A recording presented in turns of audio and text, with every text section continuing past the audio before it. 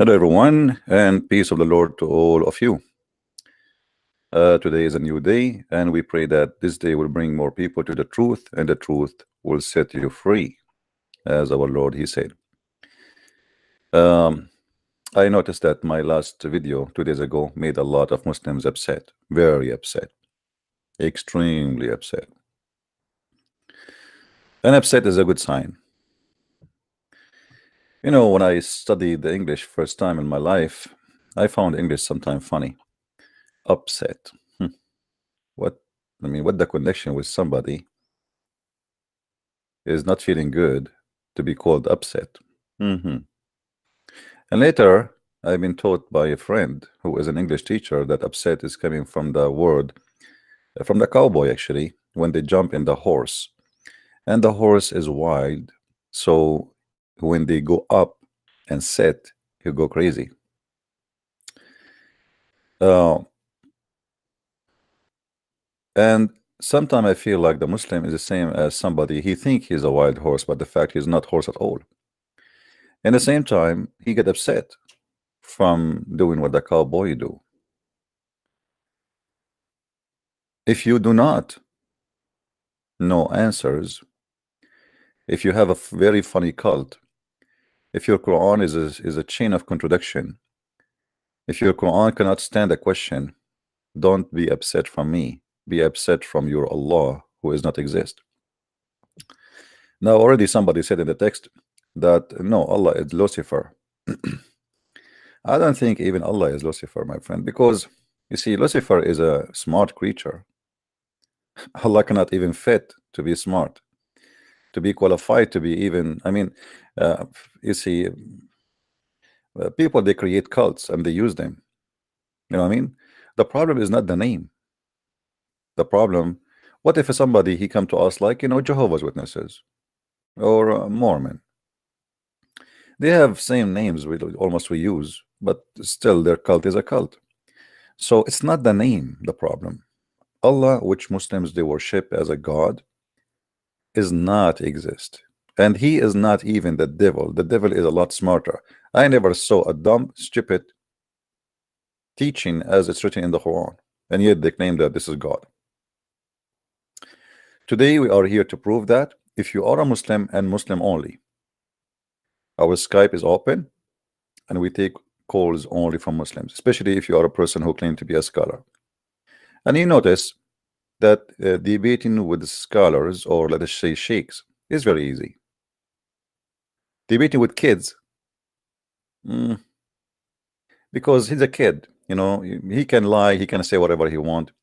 A sheikh who is responsible and let us say he have reputation, he will do his best not to open his mouth before he count his words carefully. Otherwise, he might lose his job. You know what I mean? So being not a sheikh give you a space of lying and fabricating and give us like throw answers at us like just to lie, you know. But when you debate with someone he's supposedly a sheikh, you will see how easy it is to conquer Islam and to prove it to be false and stupid religion. And that's what happened 2 days ago. And that's what happened when I debated the sheikh of Hisham al-Husseini, which he have 5 interviews with Fox News. They could not corner him, but I made him. I put all his laundry on, you know, wide open for everybody to see. Same what happened with Dr. Ruhi. Same what happened with Dr. Bayekli. All of them. But the lower the person in education, the harder it is to debate with the person, because you do not know what to say with an ignorant. You know what I mean? It's like debating with the mule, and the mule, you ask him, hey, you, and then he say, after talking to him for 2 hours, you say to you, he said to you, are you talking to me? So this is why we welcome those who claim to have knowledge and they have a title to debate us.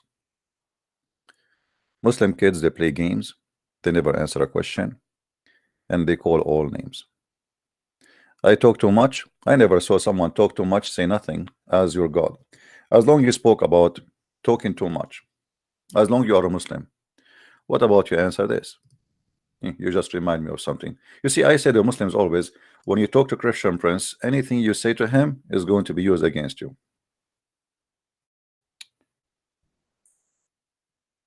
According to your God, if the ocean was, if the ocean was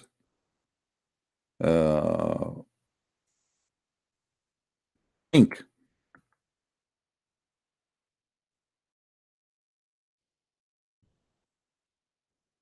is not going, the ocean water, which is ink, will finish before Allah finished talking. So you tell me what's going on. And this is why I say that Islam is a stupid religion. Chapter 18, verse number 109. You see, they try to insult me, and this is the problem. I beat them with their own books. And now you tell me, who is the one who talked too much, but he say nothing? Did you hear him? Do we hear Allah talking? So the Muslims, they say to us that Muhammad is the last messenger, but Allah is talking now. So where is his messages is going? Any Muslim? As long you Muslims saying to me you are talking too much, Allah is talking. Okay. Talking to who? Either this was a lie or this is a true. Is it a lie?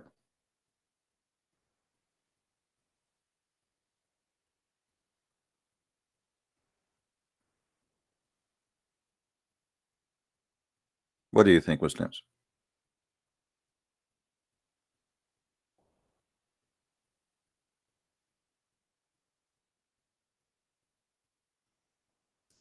Who is a Muslim would like to give us a call? Allah is talking right now, but you Muslims, you claim that Allah is the last, that Muhammad is the last messenger. What the point of saying قل لو كان البحر مدادا لكلمات ربي لنفد البحر قبل أن تنفذ كلمات ربي ولو جئنا بمثله مدادا, etc. كلام, you know, it's stupid. I mean, there's no point of it. Say, if the ocean were link to write with, the words of my Lord, sooner would be the ocean exhausted, and then the word of my Lord, you know, will not be exhausted. This is what this means. Okay, so how the whole Quran we can print it in less than 1 ounce of ink?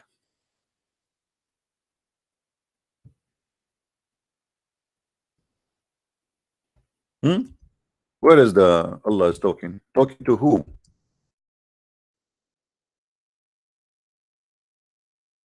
Any Abdul? This is by itself is a contradiction, because first of all, God don't say and speak in vain, which mean he, you know, his words is priceless and he don't say them for no reason. That would be stupid. It's like secondly, what is the point of this verse? When you are going to give them Quran limited with pages, and you are saying that he is the last messenger, which means after that there's no more words.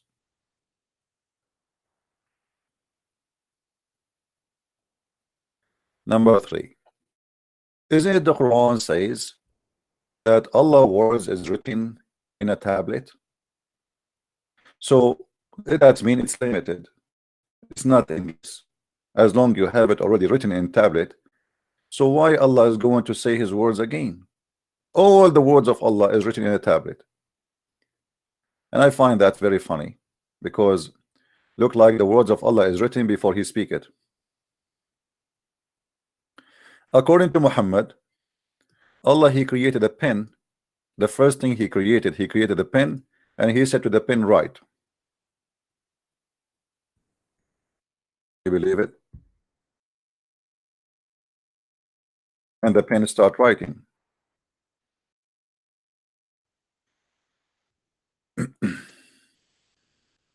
Let us see. Here we go. I arrived to Mecca and met etc. and blah blah blah blah. Okay, and met blah blah. Okay. My father narrated to me. He said, I heard the Messenger of Allah saying, "Verily, the first what Allah created was a pen, and He said to it, write. So it wrote, what will be forever." So look at the contradiction. We have Allah talking the words of Allah. Nothing can write it down. The ocean will be exhausted before the word of Allah is end. But the tablet is exactly the Quran. The tablet of Allah is the Quran. It's a small, yeah, in the size it's big according to Muhammad. Like Allah, He put the tablet between the eyes of an angel. His name is Israfil. And Israfil, why He put it between the angels, between the eyes of Israfil? Anyone knows? Who knows why? Let's see who of you is studying his homework. Who remember? Why Allah He put His tablet between the eyes of angel? His name is Israfil.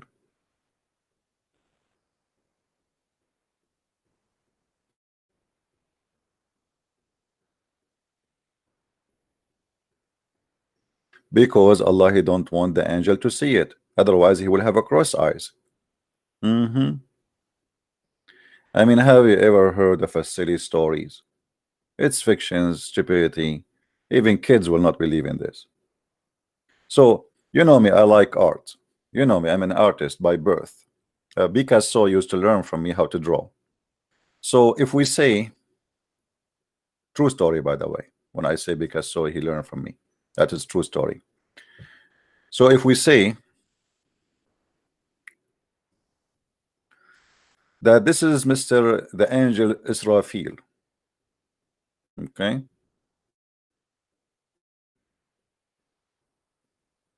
I mean, look, amazing how good I am in drawing. And this is his eyes. Oh boy.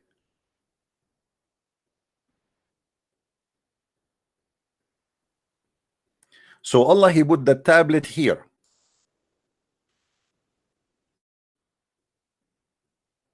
How in the world Israfil he can read it?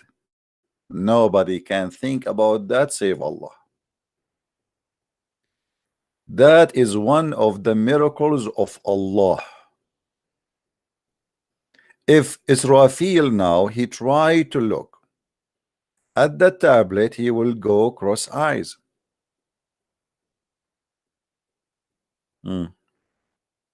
True story. If there is any Muslim saying I am lying, please give me a call and I will show you the reference. I'm really convinced that Allah is real, and this is a true story. By the way, Allah, what about the angels, the other angels who they can see the face of Israfil? Okay, Israfil he cannot see it, no problem, but what about the rest?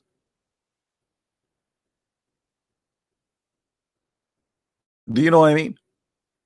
I mean, what is the point of this strategy if the other angels they can walk in the front of Israfil and they can read everything there?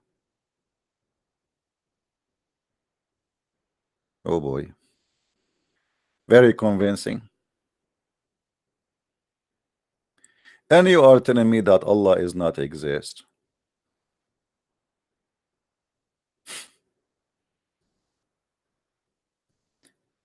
Tons of stories, fabrication, madness, stupidity. God he created the pen, and he told the pen, hey Mr. Pen, start writing.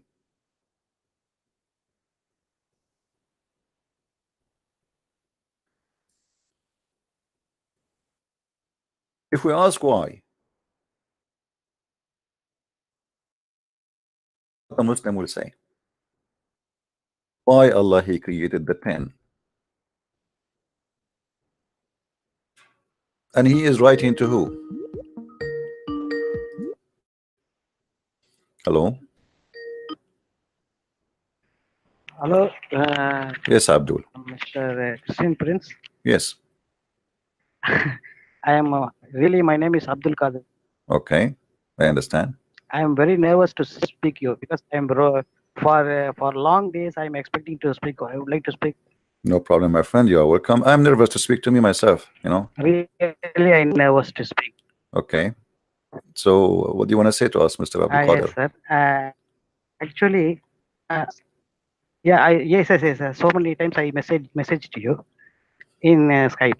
Okay. Do you remember me? Who I am?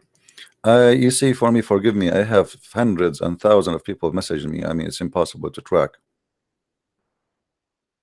Yes, okay, Let sir. me It's go okay, back. I will brother. go back in the text Actually, and see.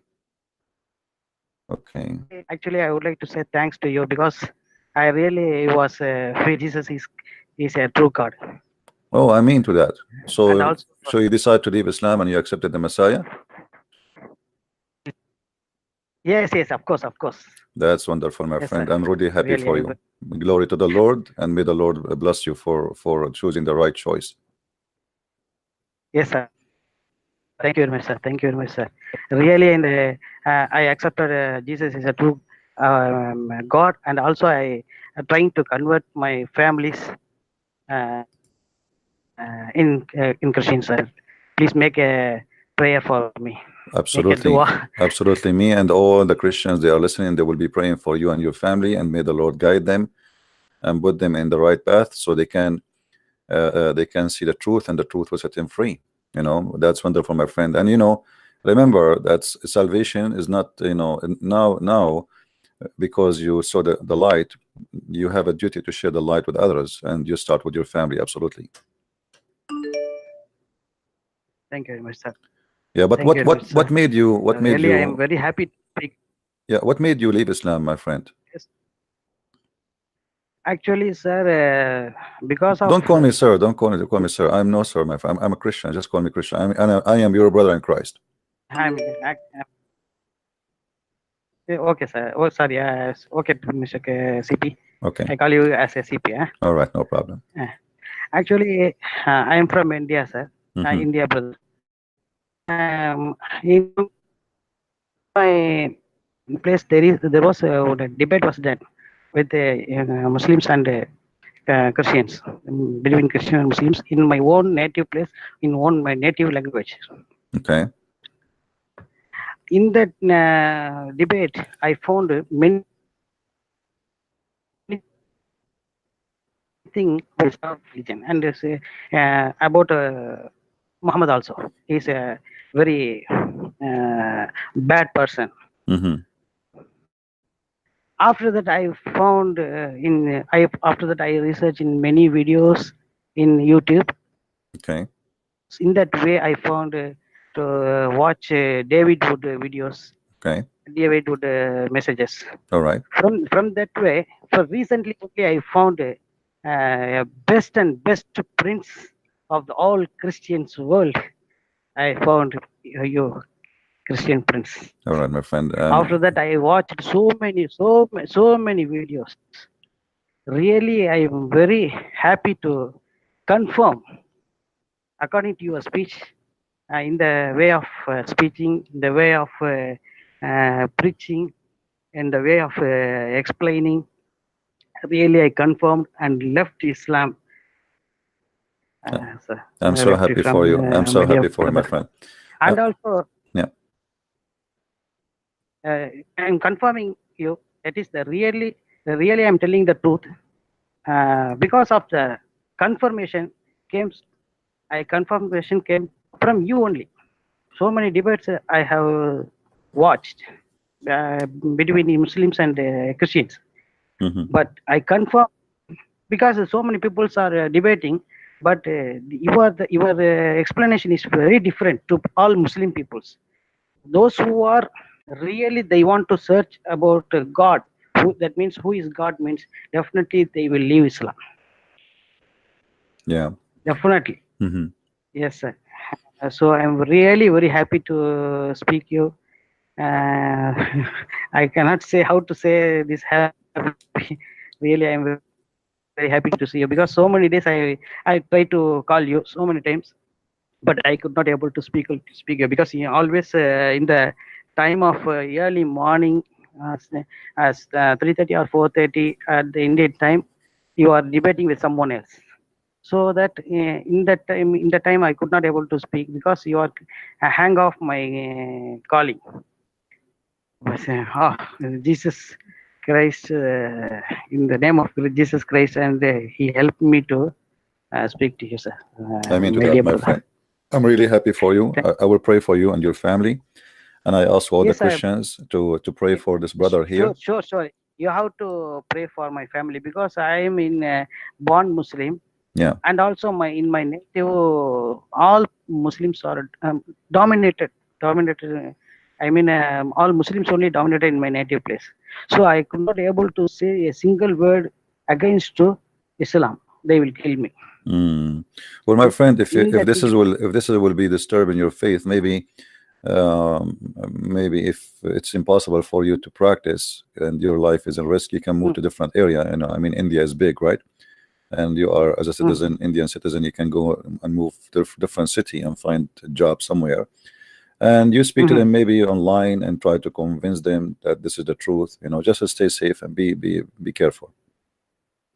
Yes, sir. Yes, brother. Yes. Well, my friend, I'm really happy for you. And look like the Lord, he sent you to us today to start our day with good news. And he is good news. He himself is the good news. And trust me, you did not make any wrong decision. You made the perfect one for your life. And I don't know if you feel it. You will feel that you are different. You are a different person. You are a new person, and you are not an angry person as before. Me myself, I get angry, but not with hate. And there's a huge difference between being angry and being hateful. You know, I get angry to see sometimes people are ignorant. You know, which means I don't want them to be ignorant, but I don't hate them. In Islam, it makes you the opposite. Yes. Proceed. Yeah. Go on. So you know, you will feel the differences between being yesterday as a Muslim and today as a Christian. And I advise you, if you did not do so yet, to find a church so they can baptize you, because baptism is very important. You know, you wash yourself from the previous cult, and at the same time the Holy Spirit. You know, you receive the Holy Spirit of the Lord, and the Holy Spirit will be always with you. Okay, definitely I will do baptisms. Yeah. Definitely. If you need my help to find a church for you, I will see if I can find someone in India who can help. India. I am living in South India, Chennai. You know. Yeah. Tamil Nadu. Well, there's many churches. I'm sure. You know, just if you can go on a trip to different city far away from your family, whereas there's Christian churches where nobody knows you. You know, and you can do baptism. But it's very important to do baptism, my friend. Definitely, after baptism, I will inform you. I will contact you. All right, and don't forget to read the Bible, study it. You know, especially the New Testament. And in our belief, questions are welcome. It's not like Islam. Islam forbids questions because Islam cannot stand questions. The Lord, he said, read the books. So it's a duty for us to read the books so we can understand. And you will notice that everything the Lord, he said, even though he said 2,000 years ago, it fit perfectly with your life today. Even if you read the same passage tomorrow, you will find that this passage is speaking to you differently from the passage the same passage you read yesterday, because this is the living word of God, and it always speak to you in the moment. This is not an ink. This is not just a words. This is something speak to your heart and help you in spiritual way, and even to find a solution for things happening around you. Actually, sir. Actually, brother, I'm not convert. I'm not. Came to Christian. That means I'm not accepted recently Christian, because I was research inserted internally in Islam. Yeah, I understand. You search very well. I understand. You search very well, and that's why you came the decision. Yeah, actually, I not came immediately to Christian because no. I'm not don't take me wrong. Accept yeah, I'm not saying that. Jesus. I'm saying now me. You see, me myself, I still learn. I learn still every day when I read the Bible. You know what I mean? The Bible is a learning process because this is a living word. It's not because the book speak to you, the Lord speak to you. It's different. It's not a Quran plain somebody trying to make a statement. This is not the case. The case is different here. Every day, like if I go right now in Matthew, open any chapter, I read the same chapter many times. Still, when I read it again, I will learn something new. So this is what I'm saying. I'm saying keep reading, keep studying, for this is not a dead words. This is the word of God.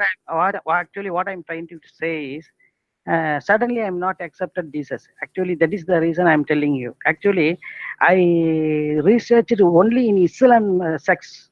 Actually, so many sects, many sects in Islam. So no Muslim can jump over Islam. Apart from Islam, they won't search anything because they confidently they are believing Islam is a true religion. Everyone knows. It might be, is it correct? Yeah. So no Muslims can jump over a sect from another. They won't accept Jesus because all Muslims are accepting and believing that Jesus is a prophet.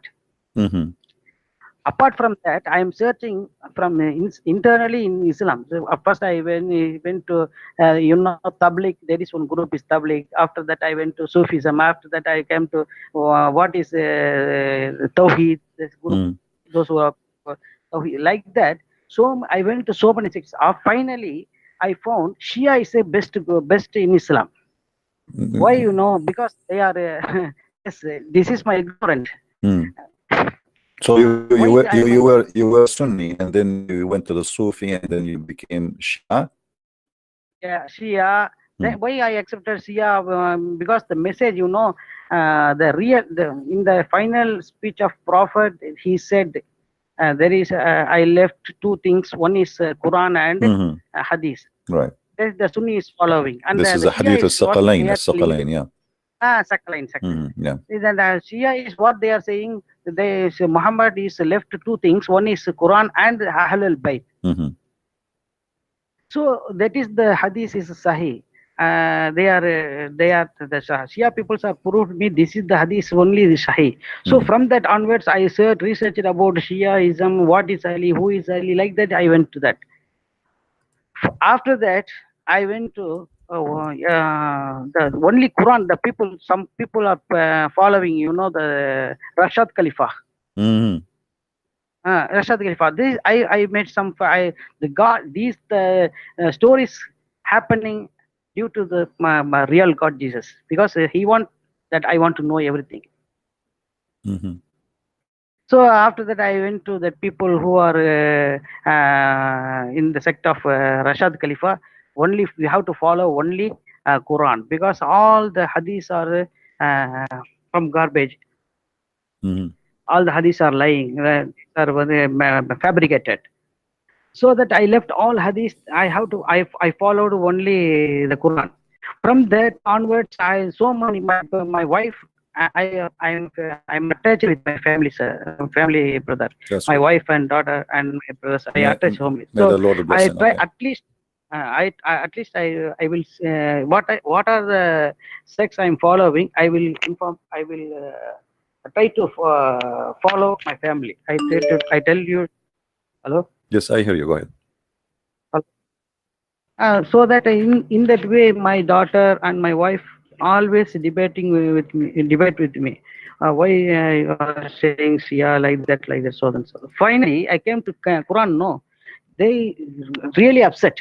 Why you are telling like this? You are not in one sect. You are from one sect to another sect. You are jumping every time. How can we follow like that? He said. Finally, they accept what I am telling to them. In that way, after there is one debate was done in my native place, in my native language, that Christian peoples are smashed these Islamic peoples. They don't know how to answer these to these peoples. Finally, I contact with them. Really amazing debate. How you are taking these debates from this is really explain how you are taking this hadith from Islamic source. They are saying we are watching David Wood like that. I had I contact with them. I had a friendship with them, so that they are they said about Islam, not much like you. They told about Islam. Muhammad is like that. Muhammad is like that, and Quran is verses is like that. And Harun, they said about Harun. Harun is the sister of Mary. That Quran is a corrupted. This is not a corrupt. This is not this Quran verses is not come from God. It is supposed to be a shaitan like that. They told me. Finally, I watched all David Wood videos. In that time, recently I watched hijab debate between hijab and David Wood. You know. Yeah, go ahead. Hello, can you hear me, sir? I do. Go ahead. For recently, I watched the full video about one debate between Muhammad Hijab and David Wood. I watched that full debate. After that bloody idiot, he arrogant Hijab, he's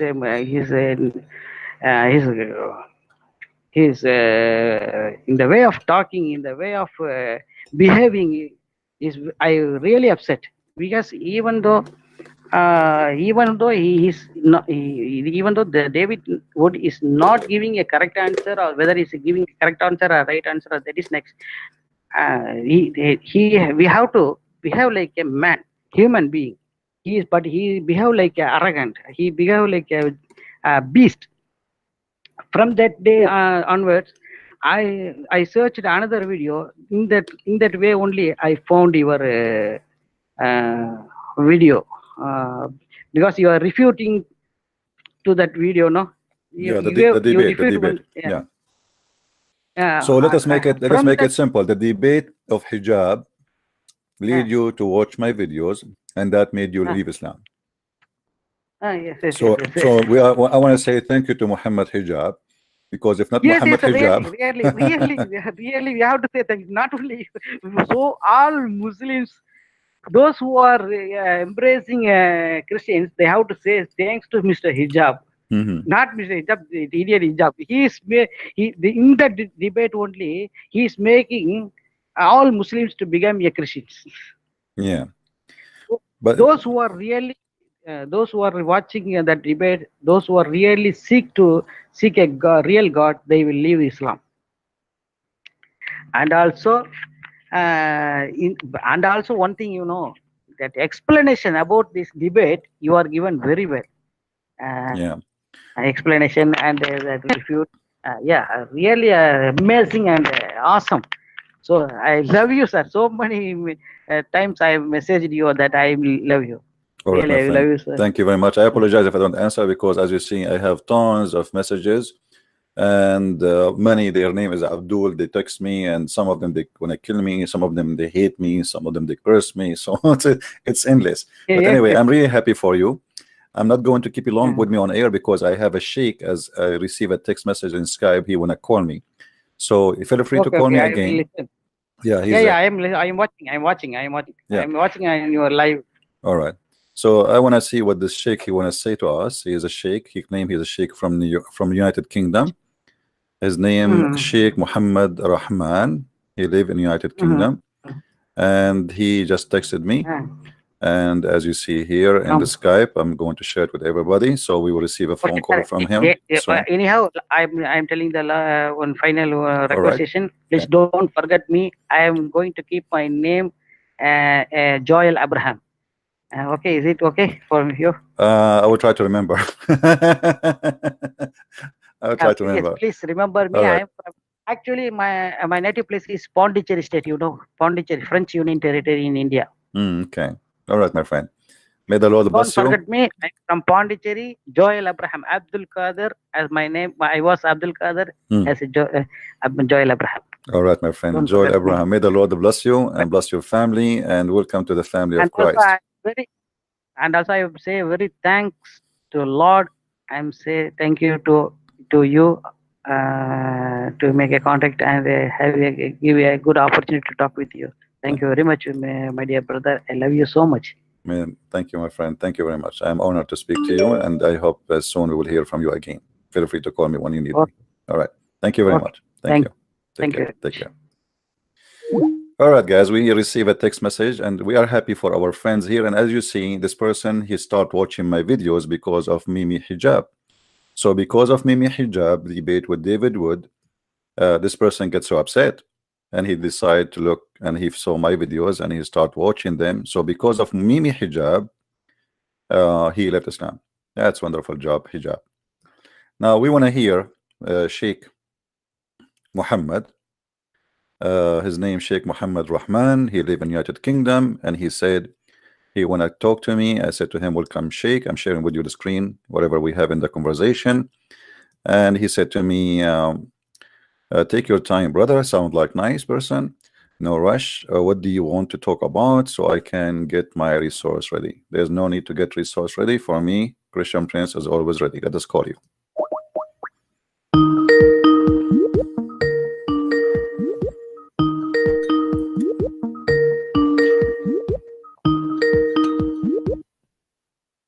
Hello, brother. Salam alaikum. Alaikum assalam, Sheikh. How are you?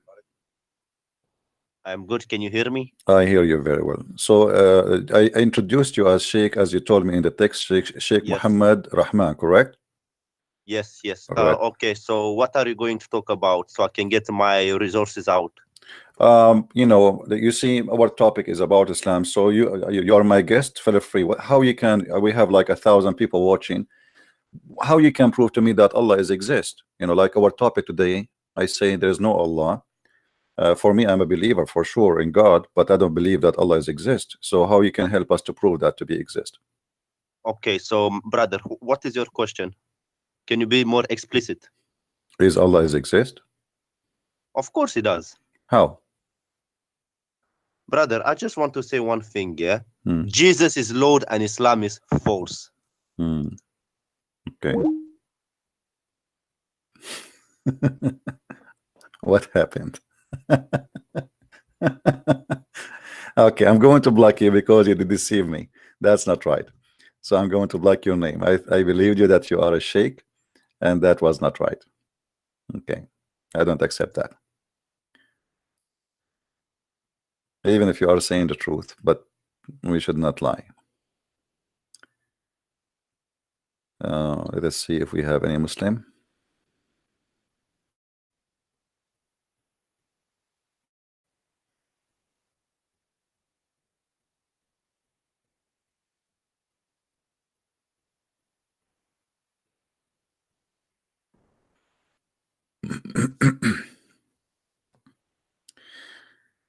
Somebody is asking, but this is an older question. Minhajuddin. Oh, okay. This is a Muslim guy. Please don't do what this gentleman he did. This is not accepted, and I will block you. Right? Don't do that.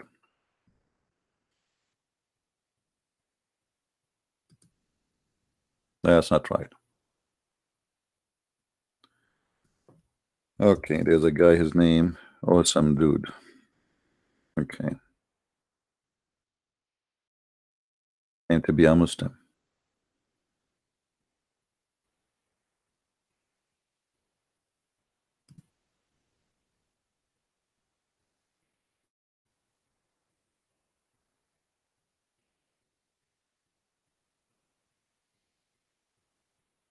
All right.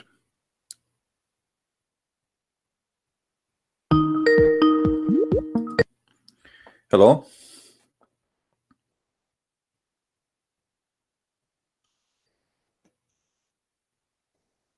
Hello? Hello? Yes, my friend. You are a Muslim, right? Yes.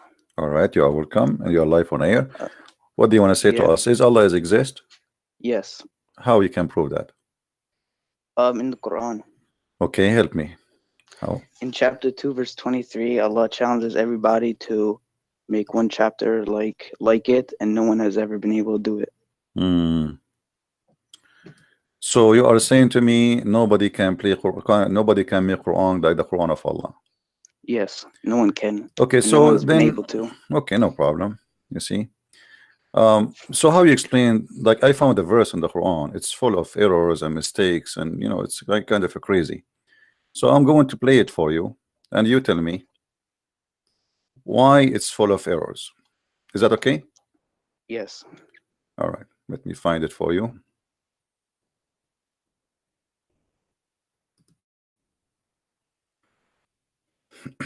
%90 of this chapter, or 95%, is errors. Listen carefully and tell me what do you think. I will play like maybe 30 seconds for you, or 40 seconds. All right. بسم الله الرحمن الرحيم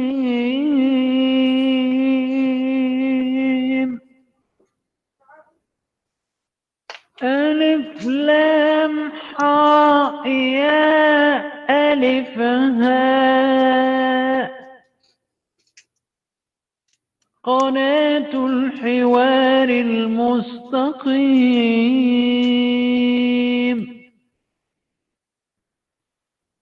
زكريا الحكيم بحوار صادق في الصميم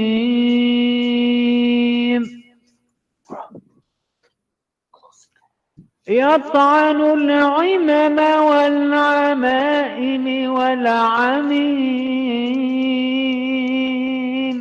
All right. I heard somebody trying to help you in the background. So what do you think about this Quran? It's not. That's not Quran. Yeah, there's a guy, I heard him behind you saying to you, he is not. This is not Quran. Nobody said that.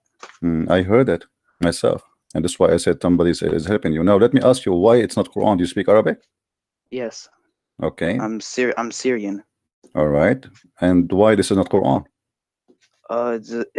It's not, and it's not like it either. It just people like the Quran is like spoken very eloquently. Really? That wasn't eloquent. Okay. So you said you are Syrian, correct? Yes. All right. Did your Quran mention your country? No. Did your Quran mention Palestine? Yes. Where? In chapter 17, verse 1. Chapter 17, verse number 1. That's a good Yes. thing. I never heard of this before. I will learn from you. It talks about Masjid al-Aqsa, which is in Palestine. Really? It says there, Yeah. in chapter 17, verse number 1, it says the Masjid al-Aqsa? Yes, Okay. yeah. And this is Palestine, supposedly? It's in Palestine. No. It says it is the journey to the second mosque, the furthest mosque. Yeah. Don't you think this is a mistake? No. Because It says the house. because it says it took it to the house of worship. okay, That's in you Jerusalem. claim that you speak Arabic. Do you know what Al-Aqsa mean? No. What do you mean you do not know? You speak Arabic, don't you? I mean, I just don't know what it means. I know it's the masjid. Okay, can you read for me? Can you read for me the verse in Arabic? No, because well, You do not know Arabic. I do know Arabic. No, see, this is the guy behind you. He is the one who told you. He's watching my program before that what the Quran I played, this is not Quran, and you don't speak Arabic. So you were going to say yes, it's Quran, but the guy behind you told you that. And now you said to me, I asked you, do you speak Arabic? You said yes, I am Syrian. And now you said you don't speak Arabic. So in less than 3 minutes, you proved to me that you are lying to us, which is not nice. Why you said to me you speak Arabic? I do speak Arabic. No, because I'm better in English. Oh, no, okay, you speak Arabic. Go ahead. Here we go. What I told you a very simple word. What Al-Aqsa mean? You do not know. I mean, it's just one word. Not everybody knows every word. Okay, doesn't matter. Can you read the verse? No, you cannot read it. أخي أنا بعرف شلون أحكي عربي. What أخي? What does that mean? My friend, I ask you. Okay, this is a word here. Prove to me that Allah is a false God. Let me tell you why. This is your Muslim translation. It says the farthest most. Do you know what farthest most mean? Yes. Well, the farthest mosque. There's no mosque behind it. That's it. Correct? That's it. This is the far. Okay, but Jerusalem is not even 1,000 kilometers from Mecca. How this can be the farthest mosque? Because the people who did the tafsir, right? Hmm. They said that's in So you are making an Jerusalem. assumption. The Quran never mentioned the word Palestine, never mentioned the word Syria, correct? I guess, yeah. Okay, so Yeah. so your answer was a mistaken answer, and the Quran here is mistaken because simply it cannot be that the one in Jerusalem, the one is talking about, because this is must be the farthest mosque, and farthest mosque cannot be somewhere it's just 1,000 miles away or 1,000 kilometers away. America is farther, China is farther, Japan is farther, Philippines is farther. So this is silly. Secondly, this chapter you quote for me, it's called a chapter of Al-Isra. Do you know what Isra mean? Isra, yes, the night journey. The night journey. Okay, your prophet, he went where? He went to in the heavens on a horse. Okay, this is another deception the Muslims they learn from their scholars. Where in the verse in front of us it says he went to heaven? It's in the hadith. In the hadith. So why Allah he forgot to mention something very important, that Allah he took him to heaven, but he mentioned that he took him to the farthest mosque? Because the Quran doesn't speak in everything in detail. If you want to go to which one is details, more go to important, hadith. friend? Which one is important? A journey to heaven or a journey to a mosque? Journey to heaven. Okay, so why he did not mention it? It's like saying to you, I took you to Japan and we spent there 50 days, and then in the way we stop in the gas station. So you mentioned to me I took you to the gas station, but this is not true. The gas station is not important. So which one is important? You just said it is heaven. So how in the world Allah he mentioned everything except what is important in the journey, which is going to heaven? So there's no proof that Muhammad went to heaven. Even the Quran is not mentioning it. All right, but like I said, in the hadith, it talks. No about, problem. The hadith. Okay, so are you saying the hadith is more accurate than the Quran? No, it talks about more stuff. It just talks no, about my friend, it cannot be more stuff, because this is very important to mention. If the Quran did not mention it, it should not be in the hadith. Because I asked you yourself, which one is more important, going to the mosque or going to the heaven? You said yourself, you said the heaven. Yes. So Allah should not drop the heaven from telling the story. This is very important. He took him to heaven. I mean, what do you want more? But yet it's not mentioned in the story. So this is the fabrication of the Muslims. Secondly, yes, if there is any witnesses for Muhammad going to heaven or going to that mosque? No problem. He told everybody, and he was the Sadiq. Okay. Everybody believes what he says. Okay. So if he said it, it happened. All right. Is it true that your prophet, he said that there was 120,000 prophet waiting for him, 24,000 prophet waiting for him in the yeah. Okay. Yeah. How big is this mosque, the one you are mentioning to me? How in the world at that time the whole city of Jerusalem does not even fit for, until now she doesn't fit for 124,000 if we want to put them I mean in a square. I mean, what square is going to fit for 124,000 people to pray inside it? It's a mosque. No, because it it has nothing to do with our salvation. So that's why it doesn't like talk about stuff we might want to know it, but it has nothing to do with our salvation. What does have to do with salvation, my friend? I'm asking you how your prophet, he said that he met with 124,000 prophet, and every one of them have a flying donkey. And why? It wasn't in Jerusalem. Why it wasn't in Jerusalem. It wasn't Jerusalem. It wasn't Jerusalem. It was where? You said to me this is Palestine. No, I mean no. He met the 124,000 in the Masjid al-Aqsa, according to your prophet. Actually, no. He said he met them in the 7 heavens. Really? Okay. Yes. No. Let me. If I show the reference, what you will do? It says even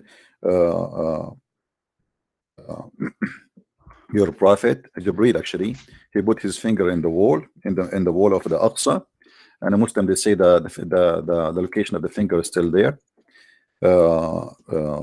And he tied the buraq,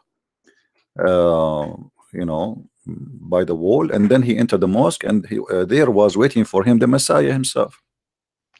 Yeah, this is among the ghaib. It's the unseen. We can't prove or disprove it. It's like angels and demons. So you can't say it's wrong, and you can't say you can't prove it's right either. Okay, but hold on. So 124,000 prophet was waiting for Muhammad, and nobody saw them. I mean, isn't it weird? Like I say, there's 124,000 people there, and nobody, historian, anyone witness. I mean, no, imagine they suddenly. invisible. They are invisible. Okay, all right, okay, that's all right. I was wondering why nobody saw it. So, but it was invisible. I mean, now I get the point. So Muhammad himself was invisible too. When he went on the night journey, yeah, I guess, yeah. Okay, the invisible prophet, the invisible God, the invisible heaven, the invisible Aqsa. So was Okay. the mosque of Al-Aqsa? Was the mosque of Al-Aqsa invisible too? No. Okay, can you read for me in the screen? Do you see the screen?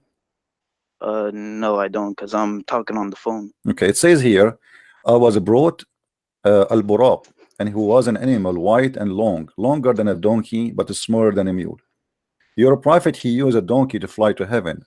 Is that true? If he said it, then it's true. Okay. Why he need a donkey? I mean, I don't know. I don't know. I don't know. I mean, okay, but he have an angel with him. Why the angel did not take him? I mean, if the angel and then after they took the donkey, is this donkey he have wings? I mean, I don't know. Maybe yeah, maybe yes, maybe no. No, he's a donkey. He don't have wings. Okay. Well, if it was an angel that took him, then you would have said, "Why did the angel take him?" But if the angel didn't take him, you're gonna say, "Why didn't the angel?" No, angel can go to heaven, but here this is a normal donkey. Supposedly, it's a mule. Actually, as you see, it's a mule. All right. Yes. Yeah. Anyway, if you go here, if we go in this hadith, yeah, we will see that your prophet, he arrived to a place, it's called Al-Baytul Ma'mur. Do you know what is that? Yeah, yes, I've heard of it. What is that? Al-Baytul Ma'mur. I think it was I've heard it was something that it will fall on the Kaaba or something like that. It's a Kaaba. It's like the Kaaba, the same as the Kaaba and the ground, right? I think yeah. And what this Kaaba for? Who is doing Hajj there? Angels, I think. So angels, they do Hajj there. Do they have a black stone there? They kiss it too? I don't know. Okay. Maybe yeah. Maybe. Okay. 70 angels, they enter this Kaaba every day. Is that correct? Yeah. And they never come back. Wait, what do you mean? They enter the Kaaba, but they never come back. I don't know. But okay. Look, you're talking all about the angels and stuff. Well, the Bible talks about angels too. So I say that's wrong because yeah, but no, but I'm saying here the story is a fiction story. There's no witnesses. I mean, you see, when people they say Jesus, he made the blind see, the blind was there, the people were there, and there's witnesses. Your prophet, he have just fiction stories, no witnesses, and you are the one who said there's no witnesses. Nobody saw it. Even his wife, she said, you know, he you know, the prophet, he did not go by his body. It was a spiritual, it was a dream. Yeah. So Muslims, they fabricate lies that Muhammad, he went to the 7 heavens, but the fact it's not true. There's no proof of it. So Islam is based on fictions. If the wife of Muhammad herself, she said that Muhammad did not go, what about the rest? How you Muslims, you say? I don't know. Okay. Well, just because it doesn't have witnesses doesn't mean it's not true. Okay, when Adam and Eve, do you have any witnesses for that story? Adam and Eve themselves, they were witnesses. You see, at least Adam, there's 2 people at least, you know, but Muhammad, he have nobody. I mean, all his stories, there's nobody. Angel, he came to him, there's nobody. The problem when he went on the Isra and Mi'raj, the prophets were his witnesses. What prophet? How Muhammad, he says there's prophet, and yet he said he is the first one to be resurrected in the day of judgment. No, yeah, that's on the day of judgment, but the prophets, I know, but they are dead. Supposedly they are dead. Muhammad, as you see here, he quote all the names. Moses is there, Jesus is there. I understand Jesus is there because Muslims believe that he is alive now, but what Moses is doing there, what Abraham is doing there, according to Muhammad, he is the first one to be resurrected in the day of judgment. So how all the prophets are in heaven already? Obviously this is a lie, because either they are dead or alive. And according to Muhammad, they are all dead, and he is the first one to be resurrected in the day of judgment. So Muhammad contradicted himself. Now we go back to he's a fallible being. He's a fallible being. Oh, so you're saying here he made a mistake. Here he was lying, and we have to let it go. He didn't lie. He just a mistake. It's a mistake. I see. Okay, what about your God? Do your God make mistakes? No. Okay. Can you name for me something, prove to me that Allah don't make mistakes in the Quran? In chapter 4, verse 82, Allah says he doesn't make mistakes. In chapter 4, verse number 82? Yes. Okay. Well, isn't it the same chapter says beat your wives? Don't you think this is a mistake to teach people to beat your wives? No, when it says beat your wives, it does you misunderstood the verse. Really? How come? Explain to me. I'm listening. It doesn't say you should just go like beat your wives and stuff. It just it says women should just listen to their husbands. And okay, if she don't listen, what we do? We beat her. Okay, but that's I don't see anything wrong with it. So you believe that this is a good teaching that God he teaches man to beat his wife. Do your dad beat your mom? No. What if your dad he beat your mom? With my respect to her, I don't mean to insult. I'm just having a conversation with you. What do you think if you see your your dad beating your mother? What do you feel about it? Yeah, I would feel bad, but all right, but my most Muslim women they live happy, and there's that in the Muslim world there it's the least divorce rate and stuff like that. So I never this is not true. The all Muslim women are divorced. What are you talking about? I never saw Muslim women are not divorced yet. They divorce within a few years. Let me show you. Are you saying Aisha is a liar? No. Okay, Aisha, she said the most suffering women is a Muslim women. So either you are telling the truth or Aisha is lying. Here we go. You see, Aisha is saying, I have not seen a woman suffering as much as a believing women. And why? Because here she is talking about the husband is beating his wife. And as you see here, the wife, the same story we're talking about, a woman, her husband divorced her, and she wanted to marry a new husband, and Islam forbid her from marrying a new husband, sorry, to go back to her husband unless she have sex with a new husband. Is that a mistake, or this is something you like? Well, okay, you don't know if she actually said that. You can't be sure she actually said that. What do you mean? This is sahih. Whoever rated it sahih made a mistake. You made a mistake. So, but the Quran, when the Quran says beat your wife, it was a mistake? No. So why this is a mistake? Here the woman, her husband did beat her, and the Prophet he took the side of the man because the man he tried to rape her, and the wife she don't want that because she want to go back to her previous husband. She married this man temporarily because your Prophet you order women if they are divorced 3 times from the same husband, they cannot go back to the previous husband unless they have sex with the new guy. I mean, what kind of religion this religion is? What if you divorce your wife 3 times? Do you really like it if she have to go and sleep with someone else so she can get back to you? Is that logical? You know the Old Testament says you can do that type of stuff. Really? Too. No, I'd like to show from you. Show me where it says if you divorced your wife 3 times. It says in the Old Testament if you divorce your wife 3 times, she cannot come back to you unless you have a new husband. No, in Deuteronomy it says if a man doesn't like his wife, he can divorce her. I'm not talking about divorce here. I'm talking about a woman. She want to go back to her husband. Just because her husband divorced her 3 times, she can't get back unless she have sex with a new guy. What is the logic? What is the dignity here? Where is the decency? You divorce your wife 3 times. Allah knows best. Allah knows best. So okay, Allah knows best by making the man beat his wife, right?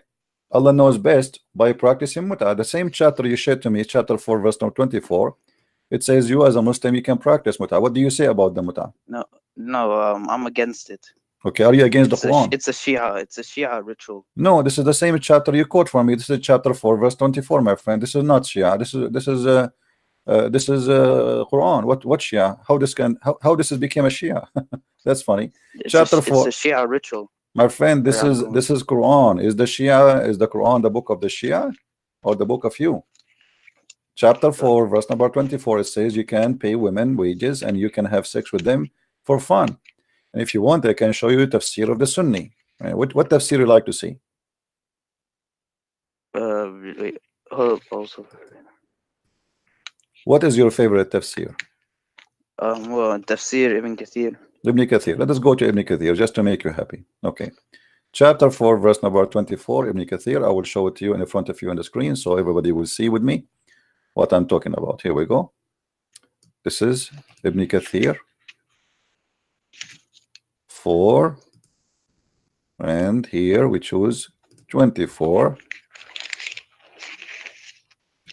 All right, and bingo, this is Ibn Kathir. Let us see what Ibn Kathir says. This is about the mut'ah. And this doesn't have nothing to do with the Shia. The Shia, they still practice it because it's in the Quran. You know, read with me carefully, my friend. And by the way, Ibn Kathir in English is a false translation, but we will use it anyway. Right. Okay. Do you see?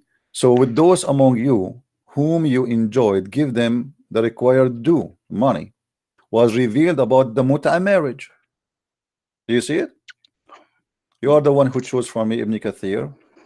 And your God is making it lawful for you to see a woman in the elevator. You say to her, take off your panty. I will give you $5 to take off her panty. And according to Islam, this is halal. A clear reading of the verse, it doesn't say it. It even says the. My friend, aren't you the one who said to me, read Ibn Kathir?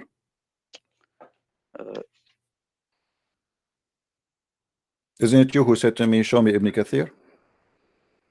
Yeah, but Ibn Kathir, he was against the mut'ah. He's against the muta. How he can be against the muta if it is in the Quran? As you see, who is against it? He's saying this is no. He's saying this is true. The Quran, he is explaining the verse. He is explaining the verse. Says this is about the muta. He is the one saying this is about the muta. So in your religion, if Allah is God, what kind of God? He says, okay, if you see a woman, agree with her about a preset time, you know, a predated time date. You see, it says here, a muta marriage is a marriage that end upon a predetermined date. Okay, so it's a predetermined. So you go to a woman, you say to her, okay, how much you charge me to have boom boom with you? She said $10. You said for how long? She said for 2 hours. You agree? Yeah, she agree. Married, but you're getting married. What getting married? This is not marriage. What kind of marriage? This marriage? How you can call it a marriage? So you see, Islam. This is why we believe Islam is satanic cult, because this is not marriage. This is prostitution. You made a prostitution legal. You go to a woman. You said to her, "I want to have sex with you for 2 hours. I will pay you. Take off your panty." If she agree and you agree, it's halal, and you call it marriage. So what Muhammad he did, he deceived you. He made you believe that adultery and sin and garbage is from God. Allah knows best. Okay, Allah knows best. Thank you, my friend, for calling. There's some Muslim trying to call. Let us see if we can get someone who knows better than you who can answer about Islam. Thank you for calling. You can feel free to call me again if you wish. All right. Okay. Take care. Bye. All right. Let us see. Maybe we have some better Muslim. He can do better. We have a guy. His name is Mahdi. Okay. Let us see, Mr. Mahdi.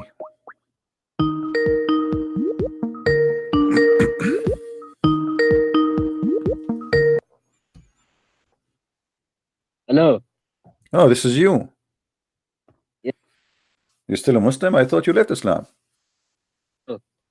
Are you doing muta these days? Be honest with me. Yes. You are doing muta? Yes. How much it costs you these days? What is the market for muta these days in Islam? I don't know, man. What do you mean? You just said you do muta. Yes, I do muta every day. Okay, and how much it cost you?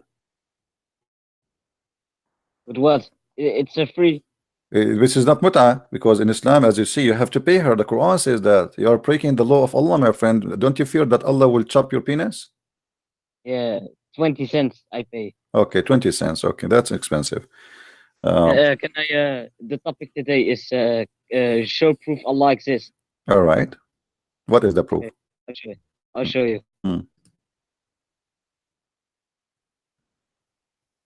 What, are you going to play a tape for me? No. So I'm waiting. Show me. Yeah. Wait. I'm showing. I'm getting it right now. Oh, you are getting it. Okay. I hope Jibril is going to give you the inspiration. Yes.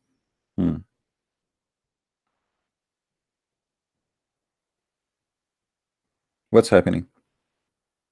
What? What is the proof? Yeah, I'm showing you. Just wait 30 seconds. Why is it taking 30 seconds? You are searching Google. I thought you're the one who called me, says I'm ready. Yeah, I'm ready. I'm sending it right now. Oh, you want to send me a link? Yes. Well, you start reading. By the time, okay, so you can send a link, no problem. Start reading. Tell us what it says. Angel and devil in the Quran is mentioned 88 times. Are you sure? Yes. Okay, what if I get you busted? Listen, I'm sending you the links. All right. What if I prove that this is a false thing? I'm sending you the links. My friend, if I prove that all those numbers are lie? Okay, show me. Okay. Proof. Guys, here we go. This is the link you showed me. This is the line. This is the link he gave us. Correct? Okay. Al-Malaika. Al-Malaika, it's appeared 88 times. Correct?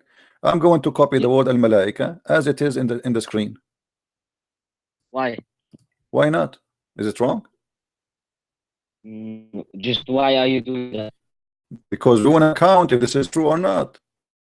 Okay. And I will post in the search engine. Okay, sure. And we will see if it's 88 times, and we will see, we will copy the word shaitan 88 times. You have to click on the dictionary though. My friend, though, don't tell me click a dictionary. Here we go. The result is 114 times, so it's a lie. What do you mean where? It is 114 times showing the word angels showing in Arabic 114 times. You are using a which website are you using? Your website. This is your Islamic website, QuranWowCrazy.com. What are you talking about?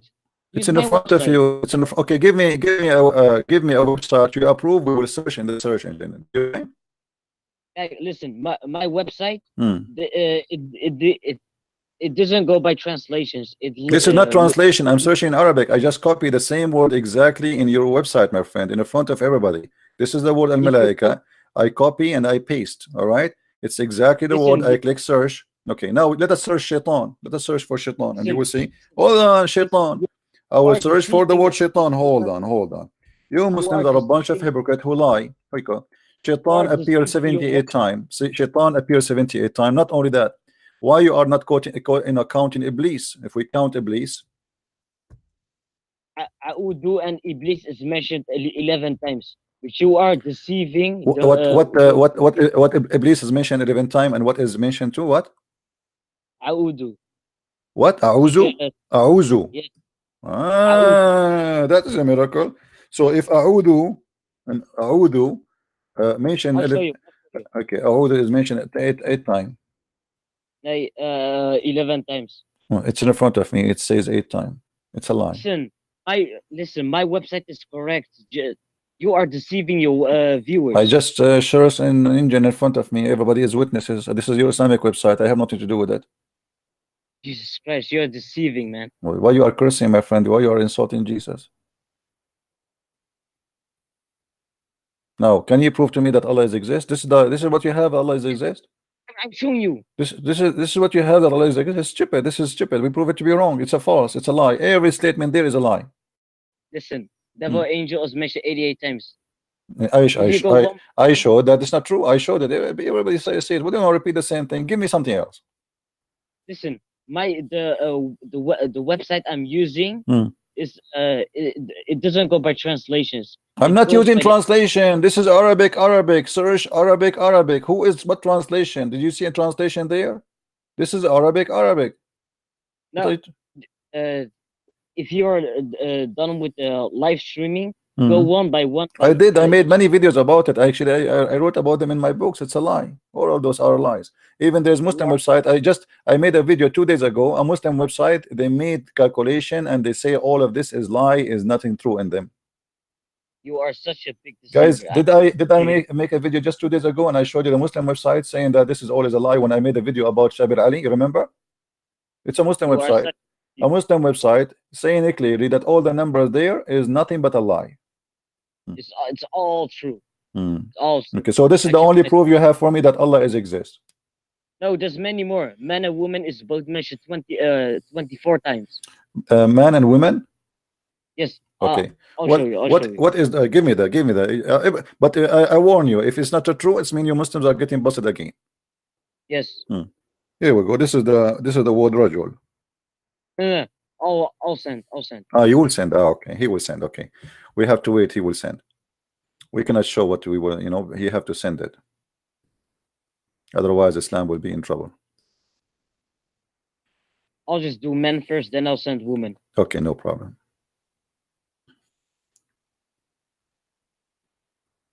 All right. This is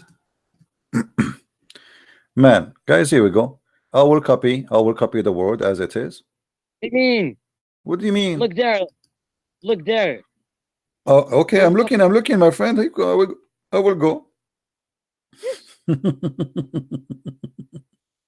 This is a lie. This is a big fat lie, my friend. Let us show you. Here we go. This is the word rajul. Actually the same as I typed, but I will paste as exactly you gave me. How many times you said it exists? 24. 24. So why it's coming here 13 times? Because you're searching on Google. It's not right. I'm not searching in Google. This is your Islamic website. It's not Islamic website. You're searching on Google. Yeah, I'm not searching. This is Islamic website. This is Quran. This is Quran. This is Quran. I will copy the link. Here we go. I will post it here. Everybody can see it. Let me post it. Okay. This is Quran. Oh my. Don't say my God. Say oh my Allah. You know. You are such a deceiver. Okay. Here we go. This is the Quran website, not my website. Do you see it? Listen, my friend. I'm not your friend. I don't friend idiots. These are not. And your page is not accurate. They are fooling you. You don't even speak Arabic. How you know they are truthful? I speak Arabic. Show me. Here we go. This is the word rajul. This is the word rajul. This is the word rajul. So this is a false calculation. What are you talking about? You're okay. searching on Google. Did you count? Okay. Okay. Hold on. So you are saying to me that this is the only proof that Allah is exist, that there is equal numbers of words is exist in the Quran, which is we prove to be false. Anything else? That's it? Bankrupt? No, there's many more. There's many more of these word counts, but I'll show you. We get them busted anyway. I mean, go watch my videos, my friend. We have, that's it. I'm not going to keep searching and showing. It's a lie. All of the lie. Do you have anything else you want to add before we send you to jail? I am not going to argue longer with this. Okay. Who is a Muslim would like to call me? Ali Jafar. Let us see Mr. Ali.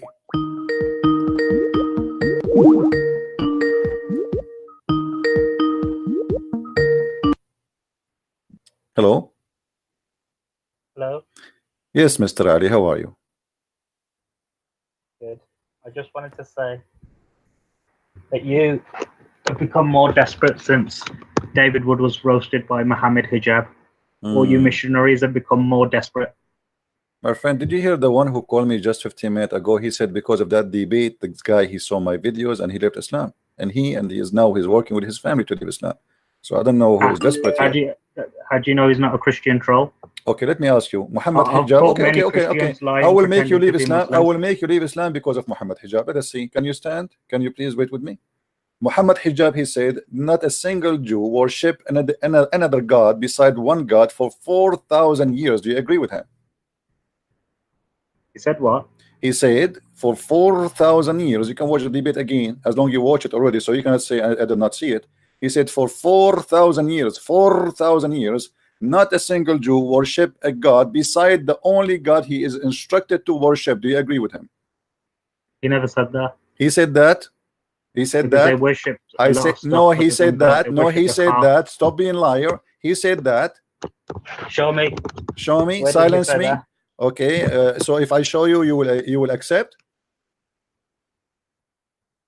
If I show you, you apologize and you say you were lying because you lying about what? Lying about he did not say that. Why you are saying to me he did not say that? You could make a mistake, but you have to show me. So now it's a mistake. But did I say Muhammad Hijab is infallible? No, but you said to me people are leaving Islam because of him, because he just proved that the Quran is corrupt, my friend. When 4,000 years, hold on. 4,000 years, nobody worship any God beside the true God, which they instructed to worship the Jews. And then the Quran says that there's a guy, his name is Uzair. He was worshipped as the son of Allah. So Muhammad Hijab, he proved to us that Allah is a false God and the Quran is a lie. Show me. Here we go, chapter 9, verse number 30. I'm not sure where Hijab said that. Oh, you want me to play for you the video now? You can tell me what the video is and I'll look at it. Okay. Let us see. We need to then you can explain after you've shown me the video. Do you agree with David Wood that the Bible's corrupt? David But Wood said the Bible. I never heard him saying that. But if he said Okay, that, he said the ending of Mark is you know, later. I'm not responsible for anyone he speak for himself. You see, you are the one who said to me before, because of David Wood and the hijab. For me, David Wood don't present me. I know debate me, and win a debate with me. And I don't present anyone too. I mean, myself, I present myself. So if Muhammad Hijab is saying something, hold on. Are you Orthodox? I am what?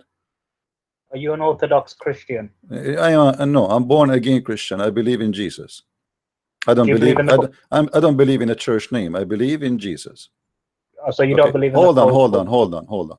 Let me show you where Muhammad Hijab is. I'm trying to look for the video. Chapter 6 verse 5, there are 4 spirits. So there, I'm trying to find the biblical text in this, that's, you know, he's been referred to as Emmanuel, etc. Mean God is with us. And we will answer about, and for example, he says that Jesus, this is called the etymology fallacy. That's, you know, he's been referred to as Emmanuel, etc. God is with us. Elijah is also, the word Elijah in the Hebrew language means God is with us. That's a stupid one. Let us go and see what else he said about. I'm trying to find it for you. You see, you're okay. Hold on. I'm trying to find it. In a second, you will see. I'm trying to find Don't it. accept all the Bibles, you liar. Don't. They found a manuscript. Let's see. Nobody. You accept all the Bibles. Yeah, Abdul, don't change the topic. I'm trying to find you because you said he did not say that. He said that, and everybody knows. Anyway, and that's why the translators put 4. Okay, hold on. He said that Allah he pray for, not 2. Do you agree with this one? And we will go then to 4,000 years. They are clapping for him. They don't know what he's going to say next. You're changing the subject. I knew it. And that's why the translators put 4, not 2, the Prophet. See, do you agree that Allah he pray for, not 2? Show me what you claimed. You made a claim. Support your claim. Stop changing the subject, Princess. What do you mean? What do you mean? Allah he pray for, not 2. I'm looking for in the video. I'm scrolling the video. I'm looking for. Yeah. I don't know what moment he said that. Hold on. This was going to happen. I knew. Okay. The translator did be between them. Word Allah he pray for of mistakes. Okay, I'm trying to search. The video is long. Anyone remember what moment? Just wait. Everybody knows that this is what he said. I mean, this is stupid of you. This is stupid of you to say he did not say that. I mean, people will laugh at you. Shame on you to say he did not say that. Hold on. Let me open the whole thing. Hold on. Yeah. Remember what you claimed. You said he said that. Okay. So if I prove it, you will agree that he's a donkey. Be a man and say yes. No. He can make a mistake. He make a mistake. I also want to give credit to. Hold on. Later, it assumes that he. I'm searching the video all over. Jeremiah News. There are lots of bad. These are your words. There are lots of bad and time. Hold on. Going to be the Bible, right? He made a short list in mid 4th century, the 27 books of the Old Testament. Things. He says he believes in progressive revelation in the New Testament. Wallahi, that's very good. You know why? Because I agree with him on this point. I want to end with this. I agree with him. I believe he's right. Yes, the Bible does talk about a progressive revelation, which is why it talks about the upcoming prophet. Let's see. Anyone remember which minute he speak about that? If somebody can search for it, what he said, for 4,000 years, no single Jew worship any other God. He's instructed to worship only one God. Did he say they were instructed to, or they didn't? Chapter 6, 108. Do not. Hold on. Did he say they were instructed not to, or they did not? He did not. He said for 4,000 years. For 4,000 years. Guys, somebody find it for me and we'll play it. When just tell me which minute it is. He said that. If somebody can search the video, find me which minute he said that, and everybody will laugh. For 4,000 years, not a single Jew. The Jews, they were instructed for 4,000 years. Yeah, that's true. They were instructed not to. Okay, that's mean the Quran is a lie, because he is talking about 4,000 years. This is since the time of Moses. So since the time of Moses, not a single Jew. He was answering about the Trinity, my friend. He said the Jews, how come we cannot find the Trinity in the Old Testament? He said, and for 4,000 years. But Princess, you're changing your premise. No, I am not changing. You're changing for 4,000 years. Okay, somebody, hold on. Somebody's saying to me, minute 28 and 15. Hold on. Yeah. Minute 28, 15. That is so. But you changed your premise. Hold on. Guys, how can it be in minute at 28? Because the debate, okay, so now that cannot be correct answer. The minute 28, the debate did not start. The video recording start like an hour and 9 minutes, and yet, so maybe 28 minutes after that. So let us see, an hour 28 minutes. Okay, hold on. Look, there are 9,000 pronouns in the Bible which relate to God's name. Let's take, for example, Genesis chapter 1, verse 1. Guys, is that after or before? It can't be 28:30. It cannot. 1 hour 25. Okay, because how it can be in 28:40 is if the debate started to an hour and something after. Okay, hold on. You guys are giving me the wrong number. Okay, hold on. I will make you hear it. Everybody will laugh in a second. Hold on. Okay. One message which can also be seen in the link below. You can see more information about that. Now, to cut straight into it, the question now is this. The question is, when we look at the Old Testament, do we find this idea of the Nicene Trinity? Because the Nicene Trinity is very specific. After the Constantinople Creed in 381, the idea that the Father, the Son, and the Holy Spirit are three co-equal, co-eternal, independent beings. Remember those words: co-equal, co-eternal, independent persons of the one being of God. This is the Nicene understanding of the Trinity. Now, having said that, guys, when you look at the Old Testament, do we see this? Because when we look at the Old Testament, we find the Shema, chapter 6, verse 4. Shema Israel, Adonai Eloheinu, Adonai Echad. Hear, O Israel, my Lord, our Lord is one Lord. Here, when you look at the first commandment, chapter 20, verse 3 of Exodus, you find there's no God beside me. I'm your Lord and there's no God beside me. You find in Isaiah chapter 43 verse 11, once again the discussion of I am your God and besides me there is no Savior. Now someone might argue, but the word Elohim, and this is the weakness of the argument, it's a weak linguistic argument. The word Elohim is a majestic plural, they would argue. Look, there are 9,000 pronouns in the Bible which relate to God's name. Let's take, for example, Genesis chapter 1, verse 1. Guys, you gave me the wrong number, the wrong timing. Are we going to play 5 minutes, 10 minutes? Look like we have to scroll down a little bit.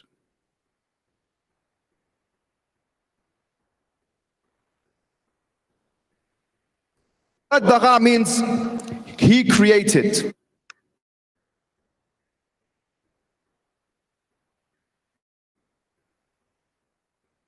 It in third person male singular.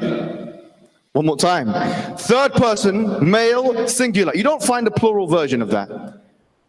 You don't find a pronoun which is pluralized. It cannot be 125, my friend, because 127 already in one. This is a moment 127. He's got give me wrong numbers. How it can be 125? Maybe 128. Let's see.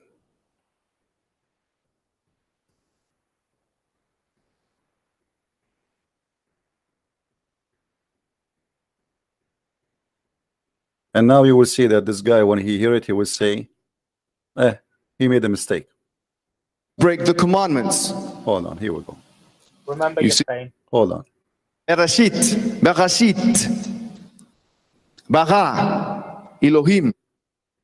Whenever you find a pronoun in the Old Testament referring to Elohim, You will always find it in third person male singular. One more time. Third person male singular. You don't find a plural version of that. You don't find a pronoun which is pluralized. So now the question will be is this. A Jew who is acquainted with the Torah, with the Old Testament, why would one ask him to realign his belief, his theological doctrines, into believing in a triune God, when in fact he's been instructed quite explicitly, in fact, in the Old Testament, not to break the commandments? You see, it gets a little bit more interesting even when you look at the New Testament. Now we know the New Testament has different authors. There's 27 books of the New Testament. You've got. Did you hear, guys? He just said that the Jews instructed. Why he would do that? Why he would do that? So he is confirming that the Jews did not do that, and then he will confirm the 4,000 years. Hold on, hold on. It's written from 7 to 13 Hold books, on. and there's dispute as to exactly how much is written. Hold on. John written many books. Who is John? We don't know who John is. Okay, hold on. Let me go. The Jews never worshipped anyone else in those 4,000 years. Yes, Which is an appeal to hypocrisy. Where did they say Hold that? on. Another one is a straw man, and a third one is the red herring. These three fallacies are employed by him quite often, and he talks about Islam extensively, as you guys may know, in a negative way. Salam Initiative has put up a database of all of the major misconceptions against Islam being answered, and this can be seen in the link below. I also want to give credit to one team member. Okay, hold on. Look like this is not taking me anywhere. Hold on. So now the question will be is this. A Jew who is acquainted with the Torah, with the Old Testament. Here we go. Why would one ask him to realign his belief, his theological doctrines, into believing in a triune God, when in fact he's been instructed quite explicitly, in fact, in the Old Testament, not to break the commandments? Actually, this is a very good question from Mr. I don't know why I hear myself twice. Why a Jew who've been Playing inside Skype, maybe. not to break the commandment to worship one God, Hello? he will do that. Hold on, hold on. You see,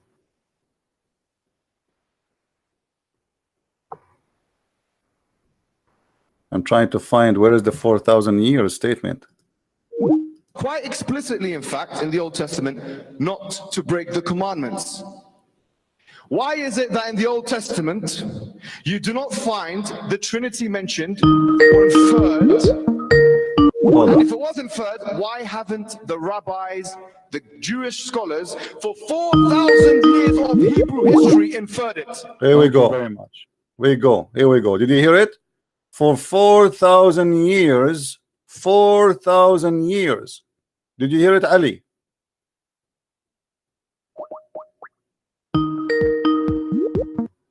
Did you hear him saying for 4,000 years?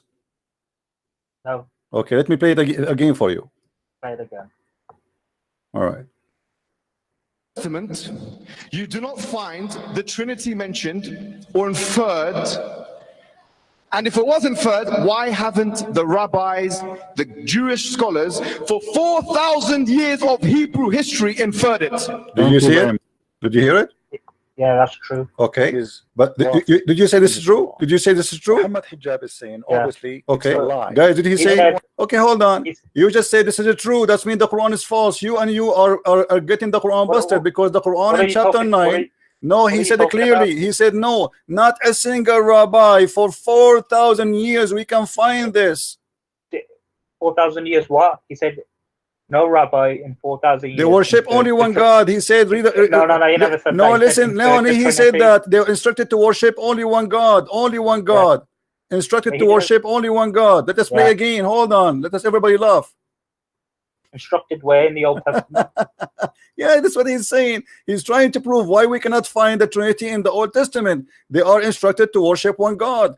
And for Yeah. 4,000 years, not a single rabbi he did taught anyone to worship another God except one God. No. He never said that. and you're Listen, lying listen and you know carefully. it. He said they never. Listen inferred the carefully. Trinity. Shut up, He donkey. said they- Here we go. Read carefully. Listen carefully. So now the question will be is this. A Jew who is with the Torah, with the Old Testament, why would one ask him to realign his belief, his theological doctrines, into believing in a triune God, when in fact he's been instructed quite explicitly, in fact, in the Old Testament, not to break the commandments? Actually, this is a very... And what is the commandment? He was quoting for us to worship God alone. This is what he was saying in the debate. He was instructed, he quoted for us from the Old Testament, O Israel, your God is one God. He was instructed to worship God alone for 4,000 years. Hijab proved to us that the Bible is the truth and the Quran is a lie. He was quoting for us. You can watch the debate again. For 4,000 years, not a single rabbi, 4,000 years, he broke what he's instructed to do. What? To worship, O Israel, your God is one God. Hypocrite liars. Now let me call you back.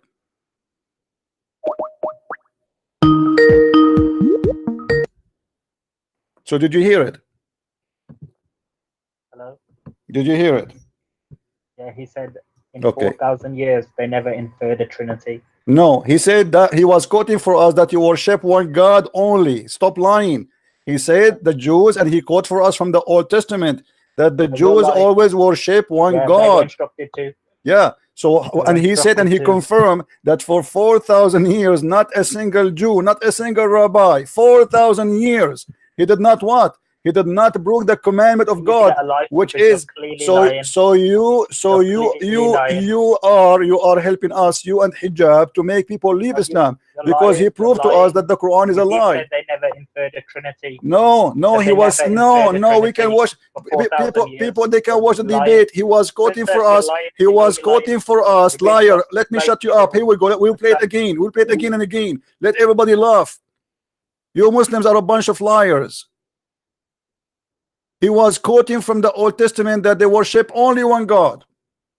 Christian people is to come to common terms that we worship none but Allah subhanahu wa ta'ala. Yeah, right. Of all of the gospels, most ancient gospels. What did Jesus say? Did he say? Let's see, hold on. Why would one ask him to realign his belief, his theological doctrines, into believing in a triune God, when in fact he's been instructed quite explicitly, in fact, in the Old Testament, not to break the commandments?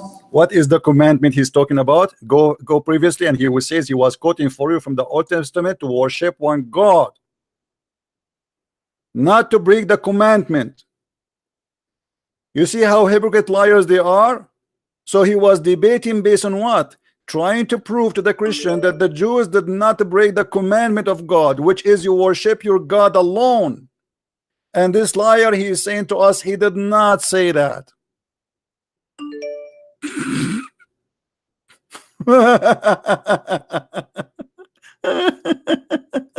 Is defined by the Athanasius Creed in 500 AD, Athanasian Creed, as one divine.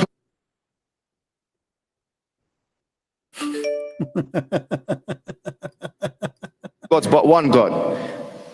It goes. See? The Father is Almighty. Hold on. The Bible which relates to God's name. Let's take, for example, Genesis chapter 1, verse 1. Bereshit, bara, Elohim. The word bara means he created. Whenever you find anyways, so he's trying in the whole quotation from the Old Testament that the whole Bible in the Old Testament is speaking about one God. But the donkey, he forgot, because he don't know what he's talking about, that the word echad does not mean oneness as one person. It is a unity. This is what Muhammad he used in his stupid Quran when he says, say that Allah is ahad. Qul huwa Allahu ahad. Allahu samad. Ahad is coming from echad. Echad in the Hebrew is not one as a person. It is a unity. That's why the Bible says, let us find the verse, that the man and the wives when they get married, they became echad. It is not one person, it is a unity. In the Old Testament, it says when a man and a woman, they get married, they became echad. This is what echad mean. And Muhammad, he took it, he put it in his book because he is an idiot, copy paste thief. Echad is a unifying name. Here we go. Stupid idiot, he was trying to quote for us from the Old Testament what to prove that the Christianity is right. And by saying for 4,000 years, not a single rabbi broke the command of his God, which is instructed what? To worship one God.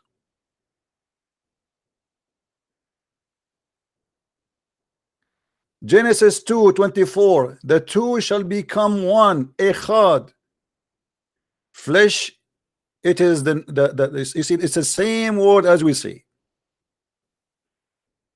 This is what happened when a potato tried to teach you. And then he said to us, Elijah, mean God is with us. He don't speak Hebrew. He got his prophet busted. He said that Allah he pray for, he don't pray to. And yet you are saying to me, and we just heard the guy from India who said he left Islam because of Muhammad hijab, because that debate led him to my videos, and my videos made him leave Islam. So I want to say thank you, Muhammad hijab, for getting Muhammad busted for 4,000 years. And look here, Muhammad, he copied the same word. He says Qul huwa Allahu ahad. Say he is, Allah is echad. And even the ignorant Muslim today, they use the word tawheed when they speak about Allah. Tawheed in Arabic does not mean one, it's mean unity. Go ask anyone who speak Arabic. Tawheed does not mean one, it means unity, unifying. And because Muhammad he stole this word from the Hebrew, the word here in Arabic appear wrongly, because you cannot say Qul huwa Allahu ahad and you stop. Ahad in Arabic, it's mean one off. If we take the same word, I will copy the same word in front of your eyes and I will search for it in the Quran, copy paste. You will see all the translation for the same word in the Quran come only as one off, not one. It cannot be one. Here we go. Let me show you. وَمَا يُعَلِّمَانِ مِنْ أَحَدٍ. You see the word ahad? They teach anyone but anyone. He have to be one off.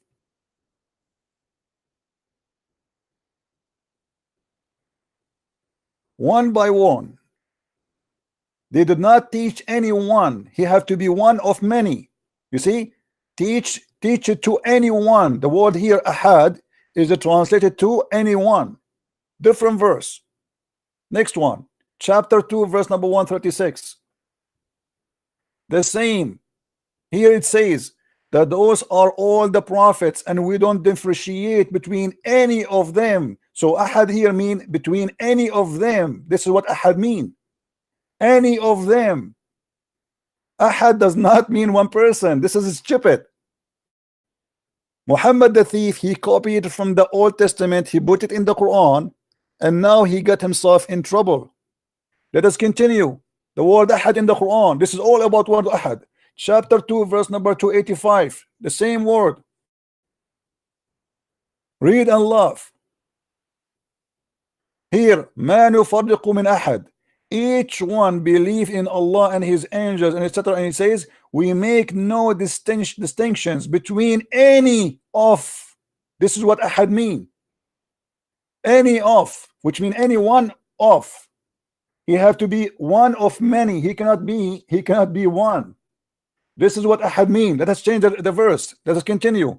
Get Muhammad and his followers busted. Chapter 3 verse number 73. Read carefully and laugh. Here we go. Here it says again ahad in yu'ta ahadun mithlu ma utitum. You see the word ahad? It's in the screen. Let us see what the translation will be. That anyone is given. You see the anyone? This is what ahad mean.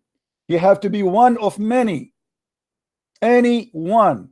If there's only one, you don't say anyone. Let us continue. Actually, here it should be any off. What the same meaning, but with any off or one off. One off. Here, chapter 3, verse number 84. The same. لا نفرق بين أحد. Okay? And there with distinction between any of. Do you see it? This is ahad. Any of. Any of them. This is what ahad mean. Here we don't debate. Here we spank the liars. Chapter 3 verse 153. Again, one of. Read with me carefully.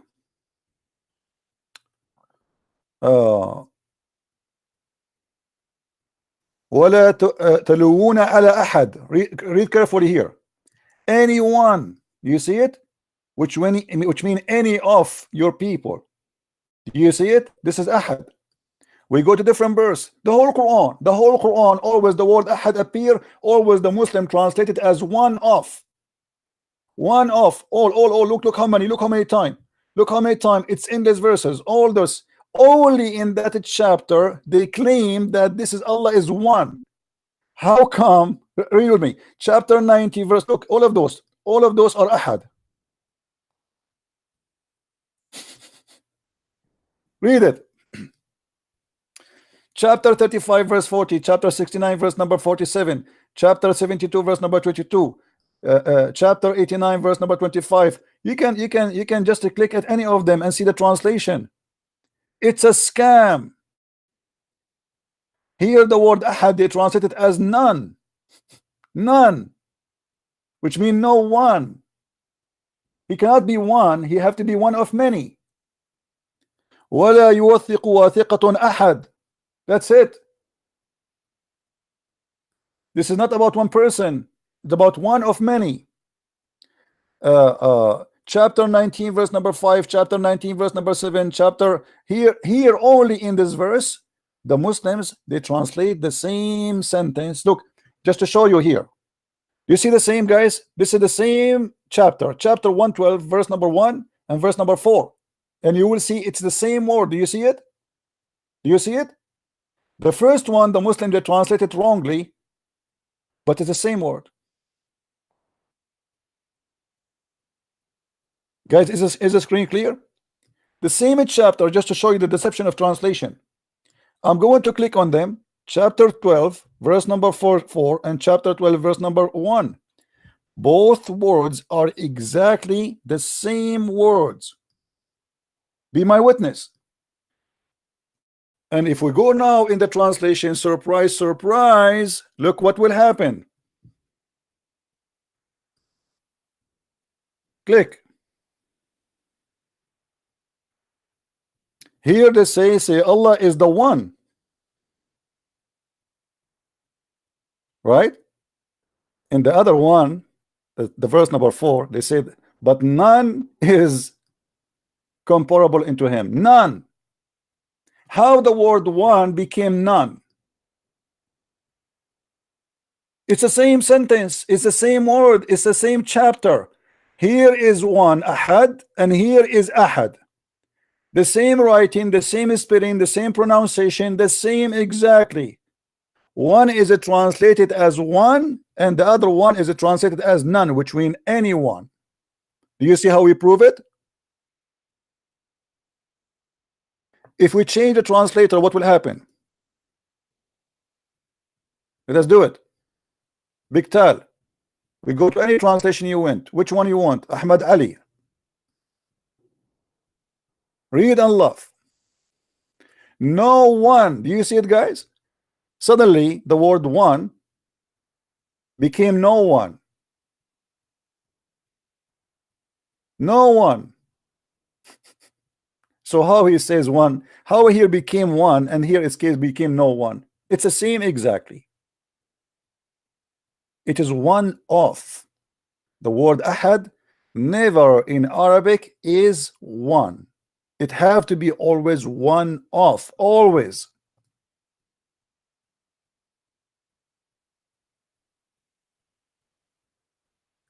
Look here the translation. The word one became any. The same word, here translated as one. You see the hypocrisy? And this is in the same chapter. The word appeared twice. قل هو الله أحد لم يكن له كفء أحد. The same. قل هو الله أحد لم يكن له كفء أحد. Here translated as any. So how one became any if there's only one? Now the coward, he was saying to me, you know, where is this guy? Let us call him back so we can laugh. He said to me that hijab did not say that. So hijab in this debate, he made a lot of stupid things, which is wonderful for us. He said Allah he pray for, Allah don't pray to. He said for 4,000 years the Jews were instructed to worship only one God. And actually he said many things, like I don't remember what he said, which is very funny and very stupid too. But what I need more than a man, he proved to me that the Bible never corrupt. For 4,000 years the Jews, they were instructed to worship one God only. O Israel, say your God is Ahad. And he was the one who was trying to prove that to us, and we agree.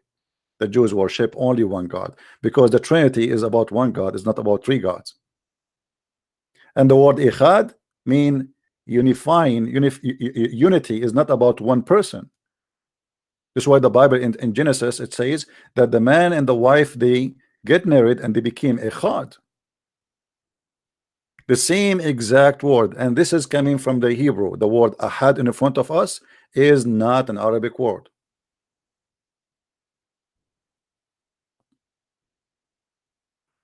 And just to prove, as long we are talking about Echad, Muhammad, because he's ignorant,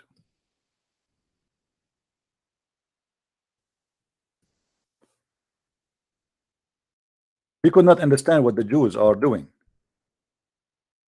He's a thief.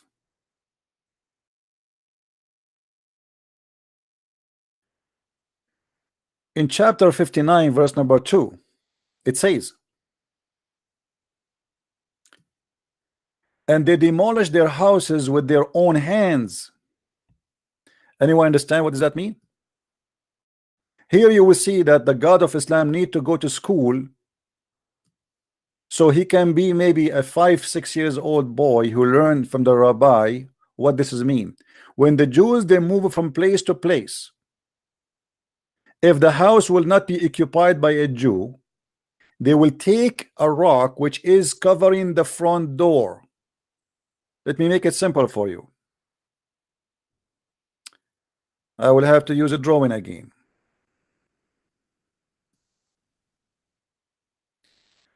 When a Jew, he built a house, and this is his door for the house.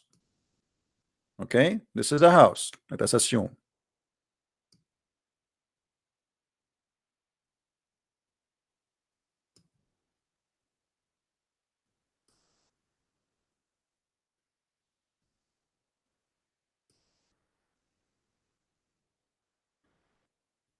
All right. The Jew, either he put a sign here made from rocks in the top of the house. It says that verse from the Bible where it says, "O you Israel, your God is Echad." Sometimes they place it in the right side of the house here. So when they move, they take that rock with them. They don't leave it for the pagans, so they will insult it. So the Quran do not know why they are doing that. The Muslims, they came, the Jewish, they run away, and they found that they destroyed the doors of their houses. Why? Because they are taking the verse where it says, "O you Israel, your God is Echad."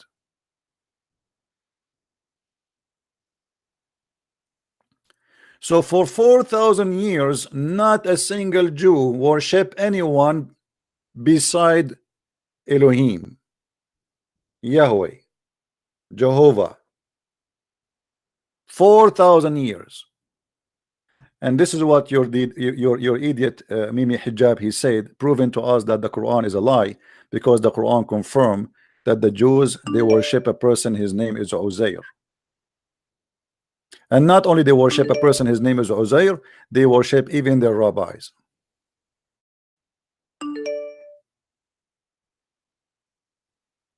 Before you call me, you have to introduce yourself to be sure that you are not a kid. Any Abdul? In the beginning, he said to me, he did not say that. Where he mentioned the 4,000 years. The guy he watched the debate supposedly, and he claimed that he saw it. And look what Muhammad here he said, which proven Muhammad to be a false prophet again. Where we can find in the Old Testament, as long hijab is defending the Old Testament, it's very weird. Where we can find in the Old Testament, there's a guy, his name is Uzair. You see here in the translation, the Muslim, they say the Ezra. There's not such a thing in Arabic. This is not Ezra. Who is Ezra? So they could not find the name in the Old Testament. They said, okay, let us say Ezra. Yes, Ali. You admit you was lying. Yeah, I admit that you were lying. I watched the video and you cut out the bits where you No, we did not cut. We did not cut. We play it again and again. We play it again and again. And you are a liar, like hijab. You're a liar like so Paul. let me ask you. Okay, hold on. Did you say Paul? Did you say Paul? He said it does not infer. No, did you say yourself Paul? Did you say Paul? Yeah, Paul is a liar. Okay, what if I show you that your scholars they say that Paul is a messenger of Allah and his name is mentioned in the Quran? That point's already been refuted. By who? Can you refute it for us? DCCI ministries. Can you refute it to us? Can you refute it to us? Can you do what they did? Yeah, because Paul. Okay, can you refute to us? Can you refute that to us? Yeah, I can do that. But first, you admit you was lying. You are the one who's liar. The same as he said it does not infer a trinity. No, he said he was quoting that the Israeli, they said that your God is one, and he was saying that the name of God mentioned that thousands of times in the Bible, and not even one of them is about God being per name or per person. This is the whole debate is about. Stop being a liar. And he was quoting again and again, and no. Yes, he said the Trinitarian, but he mentioned before that your God is one God. Did he quote that verse? Yes or no? Yeah, that's the verse. Okay, what that verse says? Why he's quoting it? He's quoting it to prove that Israel, they worship your God only. And he said he said only. Stop being a liar. You are a liar. He said that you worship your God. Why he was what? Okay, what is the command? He said in the video. Hold on. He said they're instructed. They are instructed in the. He said they are instructed. And you've been exposed. Okay, well you are a donkey, and we are laughing at you. You can lie as much as you want. Everybody is laughing because the whole debate is him proving from the Old Testament that the Jews did not believe in the Trinity. And he was quoting verses saying you worship your God alone.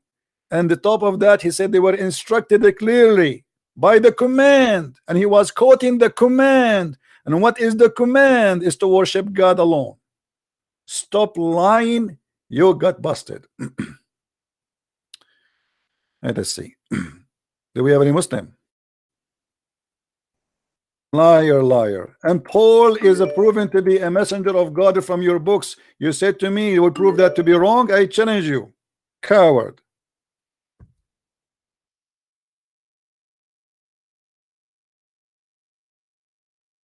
We take calls only from Muslims, please. Let us see this kid. Hello. Yes, Abdul. How are you? This verse you were talking about in Surah 9, verse 30. This is actually a proof that this is the word of God. How? This verse. How? The Allah is talking about a small group which was Jewish, and they believed in the divinity of one who was called Ezra, and he is called Hezekiel in the Bible. It was a smaller group. Yes, this was a small group. It's Okay, not guys, mean I all want you to be Jews. my witness. I want you guys to be my witness. You said a smaller group, correct? Yes, this was Okay, a so small why group. he was and saying, okay, hold on. So why he was saying the Jews, if they are a smaller group, why he called them the Jews? Yes, the text is saying the Jews, but it not mean all the Jews. This is a particular group. Oh, so which was, you are saying to me, Allah, he made a mistake. He should add the word some of the Jews. no, there is no mistake. You are Okay, let me getting get it you wrong. busted. Let me get you busted. Show me the reference of what you are saying that some of the Jews, according to the tafsir, one Jew only believe in that. Why you are lying? It was only one Jew. You know who is the best Don't one who can answer tell me, don't tell me who can answer it. You answer it. Why you tell me who can answer it? You tell me. Show me from the tafsir. It says some of the Jews. It says that only one Jews, and that to prove again that the Quran is a stupid book. Because if it's only one Jew, why he says the Jews? And not only that, he says the Jews, and then he said the Christians. So he is making a statement about all of them, the Christians and the Jews. Both of them, they worship a person. His name is his name is Israel, and the other one, his name is Christ. And they say he is the son of Allah. He did not say some of the Jews. No, this was like the divine, like you believe that Jesus is divine, yeah? Don't change the topic. You said if few of the Jews believe in that. Show me the reference. It was only one Jew. Yes, I will show okay. you. Okay, show me. Okay, go ahead. Give me the reference. I sent to you this. Okay. I sent you the link here in your Skype. All right. And I want you to go to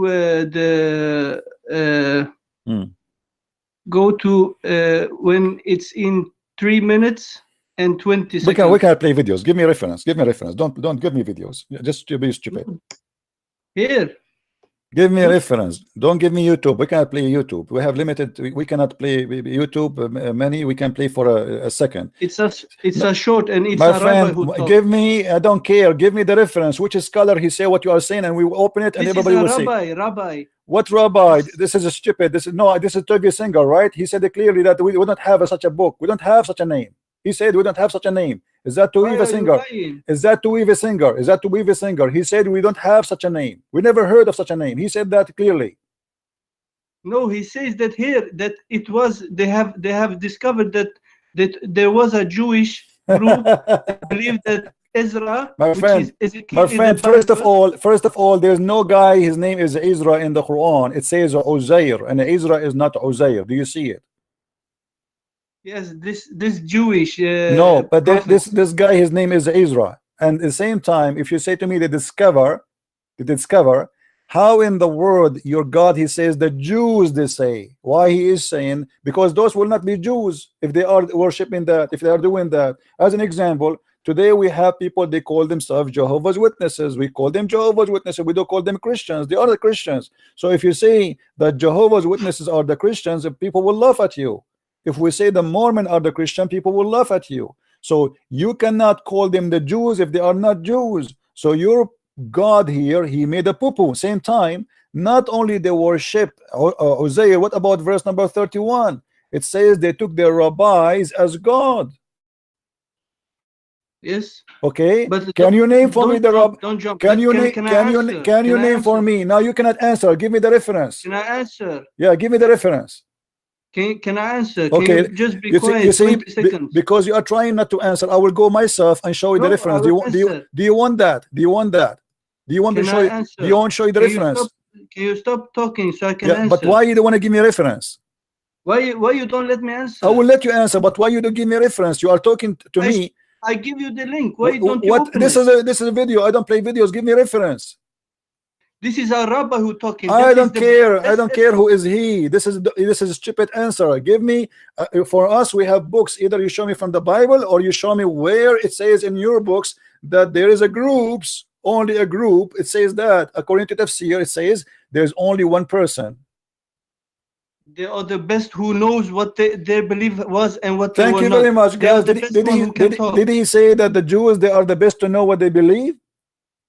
No, this is he's talking about this, okay.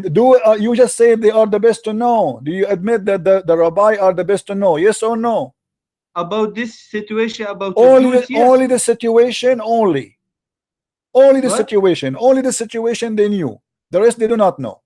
The best who can talk about this is the rabbi. Okay, but do you accept what they say or accept only this? They have discovered that there My was friend, a where we group discover? who Show me. believed. Okay, show me the reference. The guy, whatever he said to you in the video, show me the reference where we discover that. I give you the link. I No, challenge don't you give to me. open the Don't give me a link of a stupid link. I video. challenge you. Why you don't? Why are you First of scared, man? all, the guy you gave me, he is no rabbi. He is a donkey. Secondly, Of yes. course. But it don't go down your throat. He's a donkey. No, because you have to give me reference. Give me reference. What the rabbi said to you? Give me the reference. So let's open it. He's a Jew. He know better than you. Who cares? Okay, here's a Jew. He knew better than you then. Yes, he know better than me, of course. Not a single word in the Bible mentioned that there is anyone worship Uzair. Otherwise, the Jews themselves in the Bible, it should say there is a person who said that, and this is we are against him. The Bible mentioned all the false cults on what the Jews did in their history. So how come they did not mention that? So we discover what discover. He said that the Jews, they said, that's mean all the Jews. He did not say some of the Jews. So your Quran is making a mistake even if this rabbi is saying the truth. Because if Allah is God and he know how to speak Arabic, he should not say the Jews, he says some of the Jews. Can I answer this? Go ahead. You just said. Okay. The Quran is not a fairy tale book. He don't speak like me or you. You understand? How? This is how he speak in his way, you know. And if you want to know a history, you have to go and see the history. Okay. If you want to see what it's about, he don't speak in like a history book or fairy tale book. So how the Quran says, as long as we are talking about fairy tale, okay, we are talking about we are talking about fairy tales and the Jews. How come that Allah he says that Suleiman he have a flying carpet? If he said that he had that, so what? Okay, so a second ago, guys, listen to this. The Quran is not a fairy tale book, but the Muslim believe that Suleiman he have a flying carpet, and he don't have a problem with that. So how you say to me is not a fairy tale book, and you believe that Suleiman he have a flying carpet can fit for 600,000 chairs, and he carry all his kingdoms and all his donkeys and all his horses and all his soldiers in the top of flying carpet? Let me correct you. That the carpet was not the one who was flying. He had the power of the wind, so the wind was turning. That's a lie. Do you want me to get you busted? Yes, you can see. What interpretation you like to see? Should we go to Ibn Kathir or someone else? Allah give him the control to. No problem. Let us see. Okay, let us see if you are saying the truth or not. Let us see if this is what you are saying is the truth. You are. Hold on. Don't run.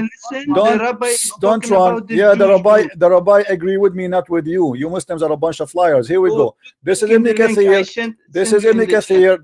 This is Ibn Kathir fairy tale stories Quran. Look at this. This is stupid. This cannot be God. This is Ibn Kathir. Read with me carefully. You say that Allah he controlled the wind. Yes, he controlled the wind, but he have a flying carpet. Control the wind. Read carefully. Read carefully. Here we go. This is your scholar Ibn Kathir. Unless you want to say Ibn Kathir is a liar too. Read carefully with me. And by the way, the translation in English is funny and it's stupid. It's not true. But anyway, let us see. Here we go. Solomon, who was the one who get control of the Okay, wind. no problem. Yes, Suleiman, he controlled the flying carpet. And to Suleiman, we subjected the wind strongly, ragging means we subjected the strong wind to Suleiman. He can continue explaining. And we, of everything, we are all knower. He had a mat made of wood on which he would place the equipment of his kingship, horses, camels, tents, and troops. And then he would command the wind to carry it. Do you agree with that? He commanded the wind to carry. Did you? To carry what? To carry the mat. Yes, the wind. Well, this is what the flying carpet is. The flying carpet that the wind is going to carry the mat and the fly. This is what the flying carpet is. So he command the wind, and the wind go underneath the flying carpet, and it carry him. So you believe, and he put his horses, his troops, the whole kingdom, the whole kingship is in the top of flying carpet. Yes, he had the capacity to how do big, that. How big this flying carpet to fit for 600,000 chairs and all the camels, all the horses, all the chickens, all the donkeys, all the animals in the top of it. How big it's it the is? wind. It's the wind. You don't My understand. friend, it says here there's a mat. He had a mat made of wood. Do you read? Do you know how to read? He Yes, had a but mat. this wind take up the mat. Okay, how big the mat is to carry all the kingdom? The whole kingdom is a I flying. don't care how big. My This friend, is the not Trump. a big thing for me. What do you mean? How big it is? The whole kingdom of David, of Solomon, is flying. How many? According to your tafsir, 600,000 chairs for people to sit, plus all his soldiers, plus all his horses, plus all his ministers, plus all his birds, because he have an army of genie, he have an army of birds, all of them in the top. What? What is genie? Genie? You do not know? Jinn. It's the name Jinn. Yeah, Don't genie. Genie in the ball. Don't you know the song? What is genie? You have to say correctly. Okay, let me Jinn. ask you. Okay, as long as you're stuck with the genie, do you believe that genie they used to work for Suleiman? Of course. Okay, what they do for him? They served him. Whatever he said, How they they do what it. they do? What they do? Explain to us. Everything. They was like they did everything which he Like commanded. what? Like what? Give us an answer. Like everything. If you wanted to do something, they do it. Okay, is it true? You keep saying everything. Is it true that they die for him and they bring him jewelries from the ocean? I have not heard about that, so I cannot comment. This is from the Quran. وَمِنَ الشَّيَاطِينِ مَنْ يَغُوصُونَ لَهُ. So Suleiman, he have a team of genie, shaitan. They are shaitan, not only genie, they are shayateen. They die for him to get him jewels from the ocean. Is that a fairy tale story or this is true? If the Quran says that, that's true. Everything in Quran is 100% true. Okay, let me ask you a question. If shaitan, he died for Suleiman to give him jewels, that means shaitan is a good guy. Shaitan, it's not talking about this shaitan you thinking about. This is a jinn. No, it says shaitan, doesn't say jinn. But Shaitan, you have to understand no. there are different shaitans. You must Doesn't matter. understand this. Are you saying to me this is a Muslim shaitan? It's not about Muslim shaitan. I'm There are asking you, different don't tell shaitans. me different shaitan. No, shaitan is shaitan. Is he a Muslim shaitan or he You are is? not the one who choose. You are not a Muslim. I You am don't asking know you, what I'm asking you, is he a Muslim shaitan or not a Muslim shaitan? Either you say he's a Muslim shaitan or you say he's not. He's a jinn, and he was He was commanded not to listen to called, he Sulaiman. was called shaitan in the Quran. Don't play games. He was called shaitan, and shaitan means Satan. So Satan, he worked for Suleiman. Don't play games. He did not say genie. He didn't say genie. He said shaitan. Shaitan is a genie. Yes, this is the kind, but he is a Satan. So he said shaitans, and not only shaitan, shayateen, which mean many of Satans. They die for him. Do you agree with that? Is he a Muslim shaitan or he is not a Muslim shaitan? In the Arabic, what does it say if you read? You do not know Arabic, don't you? Can you read? Do you know Arabic? No, I do not know. Come on, read. I don't know Arabic. You know Arabic. You tell me. You tell me you are a Muslim. You don't know better. know. You You are are the the one who teacher. told You are me. the You are the one who told me I'm a Muslim. I know better than you. Okay, read it for us. I Go have ahead. never say I'm no better than you. Okay, here we go. Say I say وَمِنَ shut up. Okay. devils. وَمِنَ You don't understand. الشَّيَاطِينِ. And by the way, the word shayateen here is written wrongly. You see, there's an alif missing. الشياطين written very stupidly in the Quran. وَمِنَ الشَّيَاطِينِ مَنْ يَغُوصُونَ لَهُ. So from the Satans who they are diving for him. So those Satans, are they good Satans or bad Satans? I don't understand why you change the subject. We talked about the Jewish, and now you are We are talking talking about the shayateens. fairy What is tales. Everything you have there is a fairy tale. There's no Jews believe in Uzair. We cannot find one. And the Quran says all the Jews did not say one or two. And you are lying, trying to cover up for Muhammad. And how we have a problem. And by the way, not only that, the verse number 31, it says that Allah, he said that the Jews, they took their rabbis as gods. Can you name for me one rabbi he became a god? We don't change the topic. Who is the rabbi? Who is the rabbi? The Jews, they took him as God. You can go and look it up. This Tuvia singer, he's talking, he's a rabbi. He's a Abdul Jewish rabbi. Tovia singer. Let me speak. Okay. Why you don't let me speak? I get you, but I get him busted. Go watch my videos about him. And let me ask you, Tovia singer, he said that they found that Uzair is the son of Allah. Are you sure? No, there was a group in Yemen. They were Jewish. There was a small group. They believed that he was a divine son of God. And that's why the Prophet Muhammad didn't, he told them this is not true. That's why this ayah come down. Want to get you busted? Why you don't open the link? Do you want to get why are you scared? Do you want me to get you busted? Here we go. This is Toive Senker. I send you the link. Why you don't open it? I am open it. Everybody who is here, I am open it. I Hold give you the on. link to the Hold chat. on. I am open Everybody it. open it and go to 3 minutes. You will see what he say. Okay, hold on. He's not a Muslim. He's a rabbi, Jewish rabbi. He's not a Muslim. So why is he telling us this? Well, okay. He is the person who said too that the Virgin Mary is a lie. Do you agree with him? No, I don't agree. Okay, so then shut up. Don't either you bring him because that means he's a liar. So either we accept him. Okay, so do you accept him to be a person who said the truth, or he's a liar? Tell me the truth now. Do you accept him? That is his belief. No. Okay, his belief. So why the Quran says that The Jewish don't believe he's the Messiah. Okay, hold on. You Jewish, they don't believe he's the Messiah, but he said that the Virgin Mary was not a virgin. This is a Roman old pagan belief. Do you agree with him? Yes, the Jews believe that she was raped by a Roman soldier. That's a stupid. No Jews they say that. This is a lie. Secondly, you are the one who said to me. You can read in okay, the book now. hold on. Okay, let me find you. Here we go. Roman soldier. Hold on. Here we go. This is a video I made for this guy who you call him Rabbi. Okay. Listen and hold on. Shut up. Let us play the video. Don't you want to play the video? You gave me a video. Okay, let's play it. Shut up so we can play it. Yes, go to 3 minutes. Shut up. We don't have to listen to everything. You watch Shut up. videos, always he speak good about Muhammad. Muhammad is a wonderful man. Let us play. He attacked Christianity for sure because this, who know every person. First of all, the questions they come to them. Let us see. I'm trying to find where he spoke. Jew. You know, he's a 9. It's the chapter. See, he's a person who know every verse on the Quran right away. And he start like he's a very professional Jew. 9. It's the chapter. See, was for him before, but they claim that they just received the question, and the guy supposedly he knew what he's talking about. Listen carefully.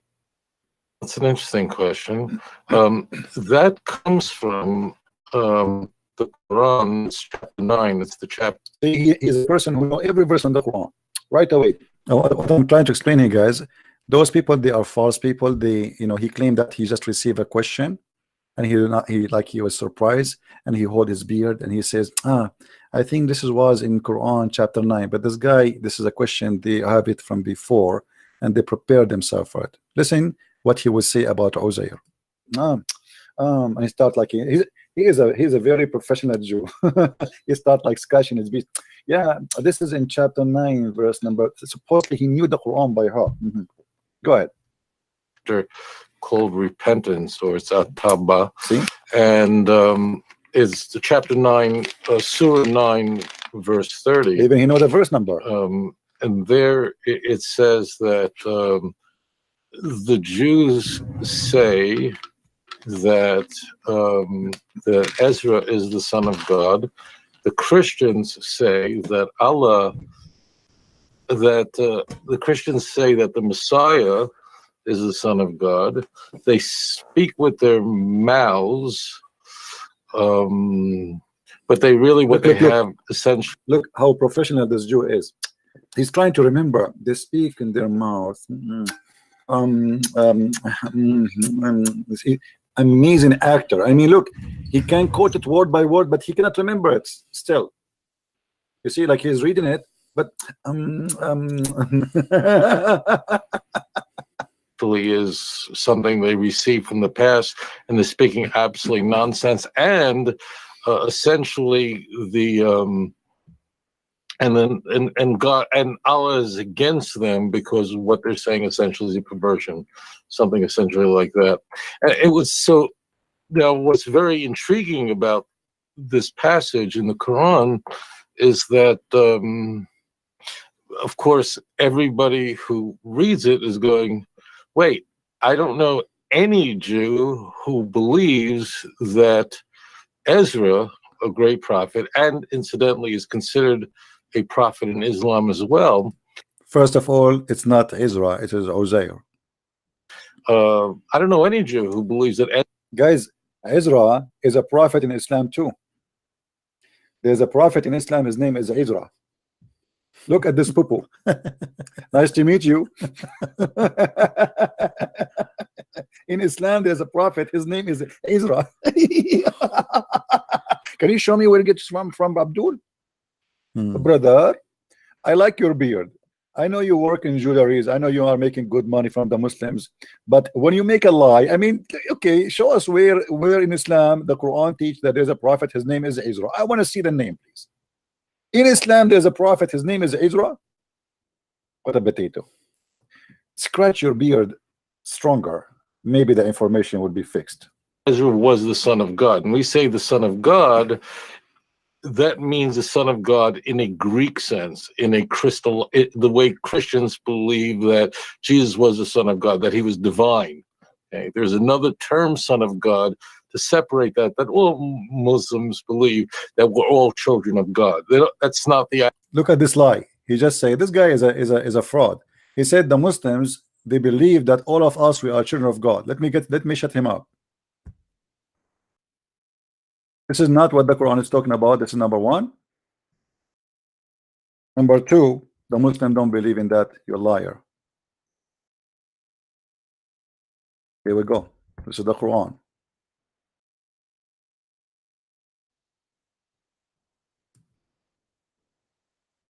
I cannot find chapter 5 verse number 18. I cannot find more hypocrite that this guy he live in Indonesia and he do business with the Muslims. He live between them, so he's very hypocrite. The Jews and the Christians say we are the Allah children's and his beloved ones. Say then, why does he punish you with his sin? So why you lie? You say that the Muslims, all of us, we believe that we are children of God. Why you are a liar? This is an idea totally rejected by Muslims. The Muslims believe that they are slave of Allah and they don't believe they are children of Allah. Corrupt, false rabbi. Continue. Guys, Muslims believe that they are children of God. Muslims believe that they are children of God too. True. This is true. Absolutely, Abdul. All Muslims believe that they are children of God. Absolutely. I mean, what this guy he eat before he talk? I mean, he is the most hypocrite, corrupt person. Just because he is doing business with the Muslims in the Muslim country, he is willing to sell anything. The Muslims believe that there is a Jew doing business. Let us make it clear.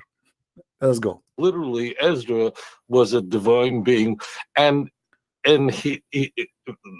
Muhammad actually equates the Jews believing that Ezra is the son of God with Christians who believe that the Messiah, namely Jesus, Isa, is the son of God, and then he just condemns it. Now, it's very intriguing is that there are no Jews that I've ever met in my life that believe that. See? And the Islamic commentators, and there's an enormous amount of literature written on this passage by ancient commentators of Islam who were confronted with the same question: what Jews are we talking about? So the commentators, the Islamic commentators on this are absolutely brilliant. Many of them say that there was this Jew. I think the name guys, even he remember the name. He remember from the book. You see how they act? And I'm trying to explain to you here, like his name, like trying he's to be like he is a scholar who knows everything. He prepared for this topic 5 days ago, and now like he's I think his name interpretation, even the name. I mean, so anyway, as you see here, even the scholars of the Muslims, they believe it was only one guy. So how Allah, he says that the Jews, they say Allah, they say Uzair, son of Allah. The Jews, not one. If it's only one, and why it's even important to say his name? Why even important to mention his cult if it's just one person? Imagine we have millions of Christians believe that Jesus is God, and then we mention one, and we call him because of him the Christians, they say That is a fabrication, because the Muslims, when they try to explain, they could not find an answer for this. This is a mistake in the Quran. There's no Jew believing a guy, his name is Uzair, and it's not Ezra. And Muhammad, he said the Jews. The second you say the Jews, it's mean all the Jews, not one, not two, not three, not four. If Allah, let us say there's a group of the Jews, then Allah, he made a mistake, and the Muslims have to admit he should not say the Jews. If only a group of the Christian believe that Jesus is God, then he should say some of the Jews and some of the Christians. But as you see, he did not say that. He said the Jews, they say. Change the translation. You see, in Arabic it says وَقَالَتِ الْيَهُودِ, not وَقَالَ a Jew. قَالَت, they said, the Jews.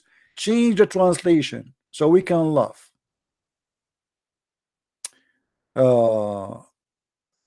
Translation of who is the translator here? Okay, let us go to different one. Shakur. Shuku. The Jews say Uzair. You see here, you see the first translation here, the clear word appear. It's not Ezra. They try to fabricate, try to find a name close to this name. They could not find except Ezra. But nowhere in the Quran says Ezra. What Ezra? It says Uzair. And there's a huge difference between Uzair and Ezra. He is the son of Allah. The Jews, they said, the same as the Christian. Change the translator. I'm showing you all translations so you can, you can see. Shakir. Let us go to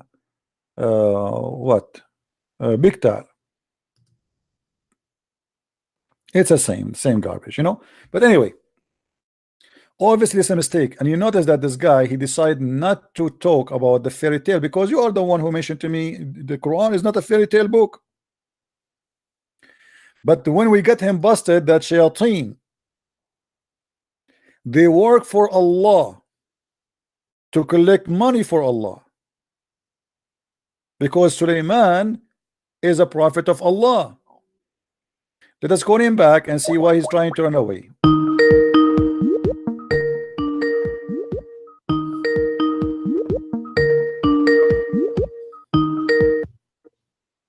Yes, hello. Yes, Abdul. So you say this Tuvia singer, he's making an act, huh? Well, yeah, obviously. Don't you think so? So what is your proof that he do that? Obviously, did you hear the topic? The guy, he is trying to remember the verse, but he can quote it word by word. Either you remember it or you don't remember it. Why? You can think and remember. Why not? No, there's no way that you don't remember it, but you remember it. Either you remember it, because he is quoting even the quotation as it is, letter by letter, word by word. There's no way you don't remember it, and you need to squeeze your beard to remember it, but you know it all. So this is obviously it's a scam. In the same time, this guy, he said that only one Jew believe in that according to the brilliant interpretation. Brilliant one. Did you hear him? Yes, this is the miracle. Okay, hold on. Okay, so who is the liar? Brilliant interpretation. All of them agree that only one Jew. You told me that he said that there's a group in Yemen, they did that. So why do your scholars, they say one Jew and he said the group as according to you? Which one of them is liar? But it can be a group or it can be one. We don't know. No, we know. The Quran says the Jews. The Quran says all the Jews, not one Jew. But the it Quran can be one particular. No, it cannot be one. It cannot be one, because simply it says the Jews. The Quran, don't you Muslims, you claim that the Quran is a powerful Arabic? Yes, so but if there is a guy now, if there is a guy, secondly, this is a mistake, because if there is a guy now believe that Rashad Khalifa is a prophet, is he a Muslim or he's out of Islam? No, he's out of Islam. Okay, so can I say the Muslim believe Rashad Khalifa is a prophet, or I should say that he is not a Muslim? No, you don't understand that this is talking about a group, you know. My friend, where is the group? What the group? I'm asking you. If Rashad Khalifa, he have a group too. Rashad Khalifa is not one person. He have a group. Can I say that the Muslim believe Rashad Khalifa is a prophet, or this is not true? You said no. So here, even if this is true, this is stupid, because the Jews don't believe in that. This is the miracle. This is the proof that this is a word. How this is a miracle if we cannot find Uzair in the whole Bible? Can you find me the word, the guy, his name is Uzair, even in the Old Testament? I want to see it. There is no such a name. So the name is wrong. We cannot find anyone believe. Names in the Bible are corrupted. Can you find me? Okay, what do you mean corrupted? The names of the Bible corrupt? Jesus, what is his name? Yeshua. Yeshua. Why you say Jesus? Because this is when they translate, they could not make the same letters in Hebrew. There's letters in Hebrew, they do not exist in the Greek. How come? There's no like you. What say to me the name of your prophet? Say to me the name. Say to me the name of your prophet. No, but you understand. No, say to me the name of your prophet. Stop. Say to me the name of your prophet. Was his name Jesus? Say to me the name of your prophet, please. Say to me the name of your prophet. Go ahead. His name is Muhammad sallallahu okay, so why the majority of the Muslims? Okay, his name is Mustafa. Okay, hold on. Okay, so his name is Muhammad. So why in English you say Muhammad? Why in English you say Muhammad, not Muhammad? Muhammad. But I cannot find in the English anyone saying Muhammad. He says Muhammad. Which one is correct? What are you talking about? If we read the English translation, we see that the name of your prophet became Muhammad, not Muhammad. You're talking about Muhammad, or what are you talking about? Yeah, now? in English, the name is Muhammad. French people, they say Muhammad. So is that the same name, or you don't accept it no more? So the same in the Hebrew, there's letters are exist in the Hebrew, or not exist in the Latin language. So they have to replace the letters. Here they go, you do the same. Muhammad is coming as Muhammad. There's nothing is called Muhammad. It is Muhammad. Now you said to me a second ago, his name is Muhammad and his name is Ahmad. How he have many names and his name is Mustafa? Explain to us. How can Jesus has many names? His name He's is God. Jesus. His name is all the isn't it the Quran says that all the beautiful names belong to Allah? Yes. Okay. Is Muhammad Allah? No, he's not Allah. Okay, so God he have attribute. Why Muhammad he have many names? Explain to us. This is the name we gave him because he was the chosen one. He was the most. You gave him. You gave him. Praised. You are the one who gave him those names. No, not me. Who gave him those names? I don't know, but this is his names. Okay, his name is Muhammad or Ahmad. Why the Quran says once Muhammad, once he says Ahmad? Because this is the name he have. The guy he have 2 names, 3 names, 4 names in the same time. Who is Esau? Who is what? Esau. Oh, Esau. I don't know. You tell me who is Esau. You don't know your religion so good. No, this I do not know. You tell me. Name for Jesus. Okay, so you are saying to me your prophet he copied Esau? No, his name is Isa. Isa. So what Esau is? So why you don't call him Esau? You see, he's copying the Greek. You see how stupid you are. Used to prove to me that Muhammad is a false man. If we go in the Quran, we will find that Allah he called the name of the book of the Christian. What do you know the name? Which? The name of the Christian book in the Quran. What is the name of the Christian book? The name of the Christian book. You don't have a name, but it's called the people of the book. No. Ahl al-Kitab. You are being stupid now. This is Injil. Ahl al-Kitab. You never heard the word Injil? Injil means gospel. Okay, Injil. But isn't it this is a Greek word? It's not a Greek word. Really? Who is the donkey said that to you? Who said that it's a Greek word? You can go right now and search. This is why you say Angelican Church. Do you know what Injil means? Injil is about the good news. The good news why Allah is using a Greek word in his holy Arabic Quran. if this is a Quran, here we go. Do you see the word Injil? If this is a Quran written in Arabic and Jesus was sent to the Jews, why his book is in a Greek? Yes, this is a big question. Why? Why? You tell me why. Why Allah he chose the name which is the Greek name? Allah he approved the Greek name. Why Allah he did not choose? Why Allah is not using the name which is the name which should be according to him? This is the Greek name. How you say the gospel in Arabic? Injil. We don't have Arabic. We say Injil too. We say Injil. So your God. You don't have any word for gospel? This is Injil. I told you Injil. Are you stupid or what? This is not in Arabic. This is not Arabic. This is a Greek, because we don't have the Bible in Arabic. We have translation. The Bible written in Hebrew, in Aramaic, in Greek, and we Arab Christian, we use the word Injil. Your prophet is copying the word from the Christians. He cannot be God. He is copying what the Arab they are using, the Arab Christian they are using. So here, but by doing that, he proved that he's false. Why? Because this is a Greek word, and this is the name of the gospel in Greek.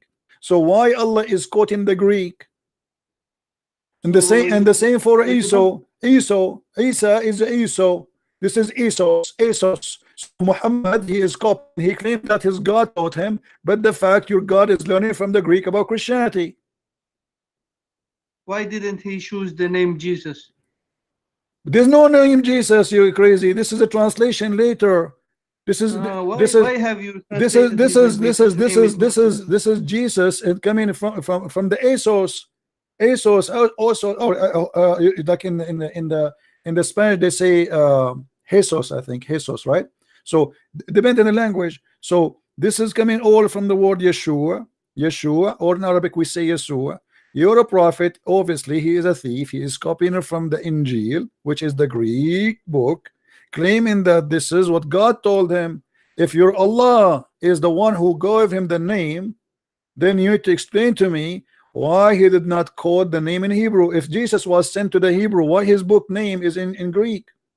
Let me ask you, what is the word for gospel in Arabic? I just told you we don't have one. Are you stupid or what? We use Injil. We use the Greek word. We don't have one because we are not given a book in Arabic. Don't be stupid. We are given Injil. So we in our churches we use the word Injil. You are being dumped now. So the word Injil is a Greek. Muhammad, he took it from us. Why Allah why you claim that this is from God, but yet he is calling the book which he sent to Jesus Injil? So why are you listen, lying? Abdul, listen. Jesus Injil is in Arabic name for gospel. No, it's not. It's a Greek word. Yes, it is. Why are you lying? What is Torah? In which language is Torah? Torah is a Hebrew. It's not Arabic. So now it become Hebrew. Yes, it is Hebrew. It's not an Arabic. So now your God Allah, he quoted the word Injil wrongly because he is quoting you see the stupid Muslims don't understand that the second you quote the word Injil, that's meaning you approve the Greek version of the Bible, as simple as that. And that means all the claim of Muslims that Jesus was sent to the Hebrew and Allah he gave him the book in Hebrew, it's a lie. Because as you see, the name which Allah he chose to name the book which he sent to Jesus, he chose the Greek word. Your God Allah is copying the Greek. First of all, there was no book in the time of Jesus when he was alive which was named Injil or Gospel or whatever. Really? Second of all, okay, hold on. No. We start with first of all. No. We stop with first of all. Let me get you busted. Isn't it you? It's it in front of us. Are you stupid or what? How you say to me that he was not having a book? It's called Injil in his time, and the Quran says, "Nazzala ilayka al-kitaba bil-haqq musaddiqan lima bayna yadayhi," which is the Injil. And let us go and see what Jesus received from the Quran. Here we go. وَيُعَلِّمُهُ الْكِتَابَ وَالْحِكْمَةَ وَالتَّوْرَاةَ وَالْإِنْجِيلَ, chapter 3 verse number 48. This one is about who? Yes, can I answer without you stop me? Yeah, this is about who? Yes. This verse. Yes, and he will teach him the scripture and wisdom and the Torah and the gospel. Okay, what is the word gospel here? Yes, it is Injil. Injil, thank you very much. So who is the one who gave? Can you wait? Wait 1 second. Wait. the Injil was the Wahi. It was the revelation which come to Jesus in word form. It was not in book form. So everything that Jesus said. Okay, hold on. Okay, hold on. Okay, hold on. Do you see here it says وَيُعَلِّمُهُ الْكِتَابِ? It says in front of us وَيُعَلِّمُهُ الْكِتَابِ. What does the word kitab mean? But this is how you say it. It's in the tablets in the heaven that is only God can see. You know, it was not. Okay, guys, hold on. Here we arrive to Israfil. According to you Muslims, Allah have a book and He put it between the two eyes of the angel Israfil. Is that correct? It's a tablet which is in the heaven. I know. Is it true that Allah He put the tablet between the eyes of the angel Israfil? Why are you talking about this, my friend? I am talking about this because you are saying to me that Allah is teaching her. Okay, hold on. Okay, let me show you what you just said to me. Allah He have a book. It is between the eyes of the angel and He is teaching Jesus from that book. Did you say that? It is written in the tablet. No problem. Okay. So Allah have a book. Hold on. Allah has a book and He is teaching Jesus from that book, which is between the two eyes of the angel. Yes or no? I don't know what you're talking about. You just said that. You just said to me, I said to you, what is the kitab? You said to me, Allah have a book. He have a tablet. So Allah He have a books. What books? Books. It's the Injil, it's the Torah, it's the Sabur, it's the Furqan. Furqan is Quran. So a second ago, you see how stupid you are. A second ago you told me that Injil is not a book. Now you're saying to me it's a book. But it's in the tablet form. Tablet in the heaven. Okay, where is the tablet? It's in the heaven. Where? In the heaven. Where? Is it a true? Why you want me to give you? Yes. There's a location between the eyes of the angel Israfil. Yes or no? I don't know what you're talking about, so I cannot say yes or no. Okay, you want me to show you? Show me, then we can talk. I don't know what you're talking about between eyes and between legs. All right. Okay. اللوح المحفوظ. محفوظ. What does that mean? Protected. Yes. By who? Protected in the heaven. By who? By who? By Allah. Not by Allah. By Israfil. Okay, if you want Israfil. Let us read together and laugh. All right. تفسير القرآن العظيم. Okay. Let us see. Your stream have what? My stream is not coming? No, it's coming. It's fine. Is my stream coming, guys?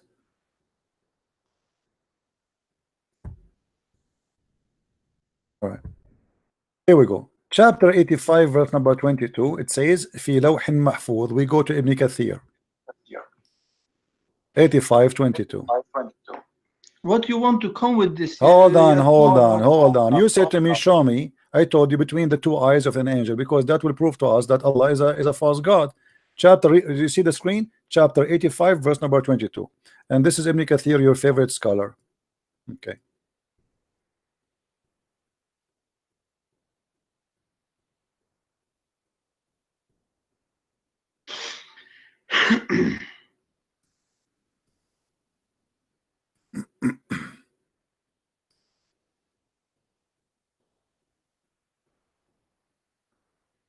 But you know why nobody want to debate with you? Yeah, we know. Here we go. Read with me.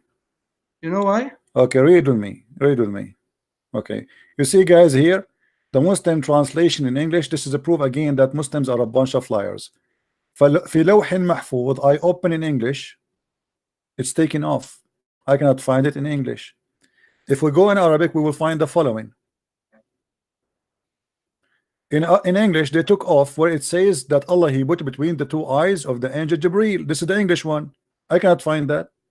If we go to the Arabic Ibn Kathir, read carefully with me. It says, and you speak Arabic, right? No, I don't speak Arabic. Oh, I forgot. Okay. Read, guys. Whoever speak Arabic, read with me and laugh. Why the Muslim they lie? Because this is funny and stupid. And he says, from, etc., etc. He said, وقد روى البغوي عن blah blah blah blah. Okay, and مقاتل ابن جريج عن مجاهد and Ibn Abbas said, إنه في صدر اللوح لا إله إلا الله وحده. In the front of the book it says لا إله إلا الله only, and his religion is Islam, and Muhammad is his messenger. In the top of the tablet, Galaxy 10, it says Shahada. Okay, just to show you how the hypocrisy, and they worship a man. Allah himself, he wrote in his tablet, which nobody can see, there's no God but Allah, and Muhammad is the messenger. That's it. Okay, and now we continue. And he says, and he وقال واللوح لوح من درة بيضاء طوله ما بين السماء والأرض. And the board, the tablet of Allah, is made from white pearl, and his the distance or the size of it is the same size between what is between the earth and the heaven, and the distance, the width of it is between the same as between the east and the west, and the edge of it is covered by pearls and rubies, and the side of it, and one of the side, there is a ruby made they did not lose me. Hold on. What is Nur? Hold on. Light. Ah. Did the guys lose me in the screen? Yes. Okay, yes, hold on. It's black. Okay, give me a second.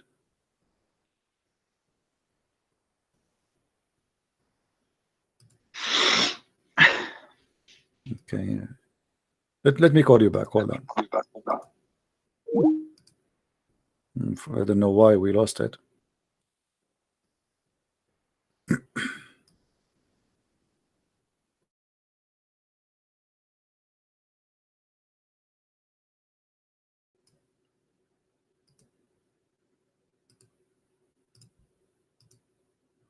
Okay, I hope now it's coming, guys.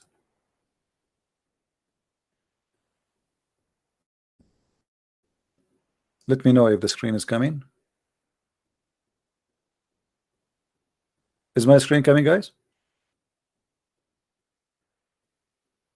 All right, good. Okay, we go back. I will call you back, Abdul. Hold on.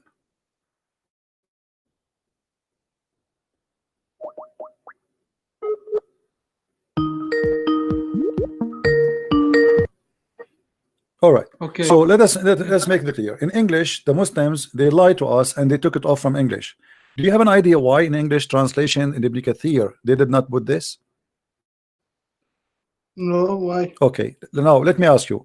You are the one who mentioned that to me, and it says that Allah he put the tablet between the eyes of the angel Israfil, and it says لا يؤذن له بالنظر فيه. He is not allowed to look at it. Now I want to ask you, why Allah he have a tablet? Why? Yes. You can ask him when you meet him. I don't know. Okay, why. what is Why? the purpose of a tablet for us, you and me? When we have a tablet, we are a human being. We write in a tablet. Why we write in a tablet?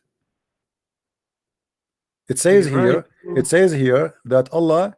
The hadith says that Allah, the first thing he created, it was the pen, correct? No. Okay, so Allah he created the pen, and he told the pen to write in the tablet, correct? I don't know about that. Okay, well I can show you the reference, no problem. Now you agree, me and you, that Allah he have a tablet according to Islam. Yes, yes, Okay. it's a tablet in the heaven. Yes. Okay, why he need the tablet? You said you do not know. For me, it says there that this is Lawhun Mahfuz, which means the protected tablet. Okay, the protected tablet, does it have the fight between Muhammad and his wives? Does it have what? The fight between Muhammad and his wives. Everything from the Quran is there. Yes. Okay, what is the benefit to Allah to have a tablet? And there he wrote the story of the fight of Muhammad and his wives. What that will do to Allah? Why Allah he need to I mean, what kind of God Allah he write in his book, in the day of Monday 4 p.m. the prophet he have a wife fighting with him, and they have a strike, and they start throwing rocks and shoes at the windows. And the news came to me, and I decided to send inspiration with Jibril. And I told Jibril, you better behave, you wives, otherwise I will replace you and I will spank you. And I am going to send all the Muslims to fight against you. And not only that, I will take the side of Muhammad and Jibril too. And not only that, I will order all the believers to take arms against you. And not only that, all the angels, they will take a side with you. Is that from God? And written in the tablet of Allah. Of course. Okay, so are you saying to me that your God Allah is stupid? He's not stupid. So why this verse is made and written in the tablet? Give me the purpose of it. Because it's a ayah. Every ayah which is it's from okay, him. What make it ayah? Do you know what ayah mean? Ayah mean a miracle, right? Yes. Okay. What is a miracle about it? Let me tell you what is a miracle about it. This is two women, an old woman, speaking to her neighbor, and they are fighting about the husband. Hey, you, if you don't repent to Allah, Allah will send, Allah will take the side of the prophet, and not only that, he will, Jibril too will take his side, okay? And not only that, all the believers, in case you do not know, and please stop biting your nails. I just paint my nails yesterday. Okay, stop doing that. And if you don't stop going attacking the prophet, the angel Jibril, he take the side of Allah, of the prophet, and not only that, all the believers, and not only that, all the angels. All of this to a fight between a guy and his two wives. Allah, yes. Allah with us, Allah and the angels and Jibril and the believers and every person in this earth taking the side of the prophet against what? Against two women. They are 5 foot tall. Don't you see that this is a very silly to be in the tablet of Allah and even Allah to talk about it? No, why? Have you studied in literature? Yeah, I did. This is silly because are you saying to me your Allah is making literature? So Allah here is writing a story about two women. They are a threat to Muhammad to the point he needed the support of Allah and Jibreel, and 1.4 billion Muslims, they will take arms, taken side by side by Muhammad, and on top of that all the angels. Look at this fight, guys. We have here, as you see in the screen, we have a guy, poor guy, his name is Muhammad. He have many wives. Two of them, they have two parties. So Allah, he sent the verse just for the women, saying, if you two turn in repentance to him, your heart are indeed so inclined, but if you back each other against him, which means Muhammad, truly Allah is his protector, and Jibreel, and every righteous one among the guys. My friend, if you exist at that time, are you going to take your sword and stand next to Muhammad to fight his wives? I say this is a silly question, you know, because you have no first of all, you have no respect when you speak about this. I don't respect, for sure. Yeah. Second of all, you are thinking about very, very stupid things when you read this. Like what? What kind of God? He says, are you? I'm asking you, are you going to take the side of Muhammad against his two wives? Yes or no? Let me ask you. Don't ask me. Answer the question first. Are you going to take the side of Muhammad against his two wives? Muhammad, he have a fight with his two wives. He is in trouble. He need your help. So now every single Muslim in the world, he have to bear arm and go with the prophet against two women. They are 5 foot tall. Are you going to do that as Allah he order, or you will not? I will go against my family if it's for Muhammad. Thank you very much. But here we have a question, guys. Did you hear it? Now we have a question. What kind of God? What kind of God? He needed you to bear arm with the prophet against two women. If he is Allah, if Allah is with me and he is God, who could be against me? This is what the Bible says. If God is with me, who could be against me? So look what happened here. We have two women. They are 5 foot tall. One of them is a kid, and Allah and all the Muslims, and Jibril and all the angels in the world in one side and 2 women in one side. Who is the stupid here in this story? This is more deeper than you think. You tell me. Okay, tell me the deeper side of it. Maybe I'm ignorant. I'm listening. Guys, do you want to hear the deep side of it? People, do you want to hear the deep side of it? This God, obviously Muhammad, he used his God for his personal agenda. He have 2 wives. He did not know how to control them. So he said to himself, okay, the best toy I use, the voodoo, is Allah. I will say to them, Allah, he said to you, behave or I will destroy you. And then they'll get scared. He's using Allah. Otherwise, you tell me why he needed Allah to support against 2 wives. Yes, you are meaning this is a meaningless verse, huh? Astaghfirullah. It is. Why? What is the purpose of it? Why Allah? Okay, hold on. No. Allah, if Allah is against them, why he need Jibreel? Why he need every righteous Muslim? Why he need all the angels? It's just a fight between 2 women and the guy. He is the husband. This is not a fight between USA and America and Russia and versus Muhammad. It is 2 wives. You see the line up we see here. This is enough to fight Soviet Union, maybe USA. We are not talking about a war between like an army, a great army. It's 2 women. Why he needed all those to support him? Have you heard about Samson? Samson? Yeah. What is that?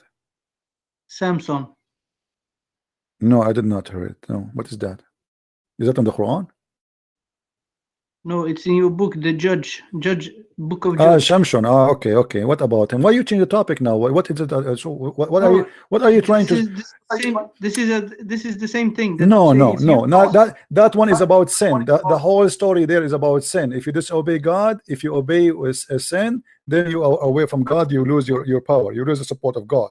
Samson is not strong because of long hair. Samson is strong because he was with God. The second he obeys sin, he lost his power. God is with me. Here we see that a guy, he is fighting with 2 women, and those 2 women, they are so powerful to the point they scared the hell of Muhammad, to the point he needed the support of Allah and every believer and Jibreel and every single angel. Furthermore, the angels will back him up. In what exactly will happen? Let us say that those women, they are not going to obey Muhammad. What those believers and the angels and Allah will do? Can you tell me? But didn't he kill 1,000 men with a this is not so what? God is with him. God is with him. With a jaw from a donkey, he killed 1,000 men. My friend, God, he can do miracles and he can use any of us. If God, he want me to destroy a nation, he can, he can. God. Our God is real. Here we have 2 wives. They are you looking at Solomon. If you now say God can do everything, then Suleiman can do also everything. With no. This is silly, because what the God can't do anything? Why Suleiman in the flying carpet? I mean, Suleiman. Look, you are a hypocrite now. No. Why am a hypocrite? Hold on. You see, this is a fairy tale story. We can find in the books. It's called the Legion of the Jews. So your prophet is copying from the Legion of the Jews. The Jews believe in their legions, not in their. Suleiman is not God. He was a prophet, a messenger of God. Okay. Which give him this power, like Jesus when he raised people from the dead. But you are saying to me that Allah. But you are saying to me that Allah, he gave Suleiman an evil power. He became an evil because his employee are the devils. No, but they obeyed him. Okay, that's what I was saying. So okay, thank you very much. The devil obey him to do what?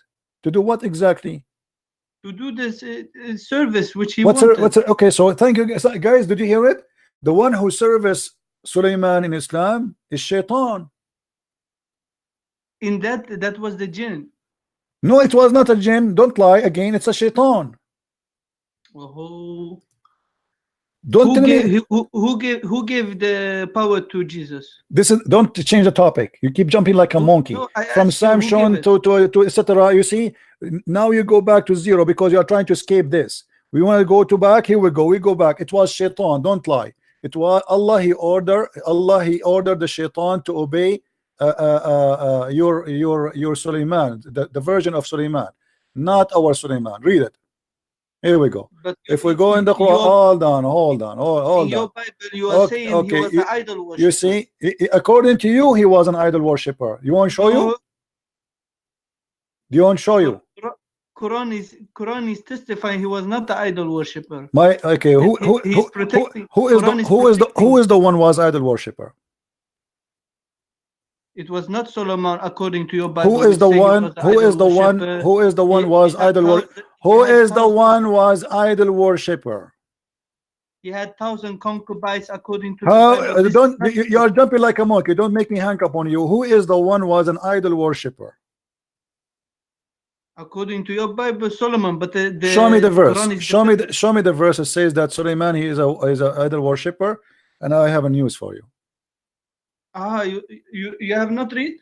No, you show me, no problem, and I will show you something too. What does idol mean? He have a status? Yes, like he worship other beside God.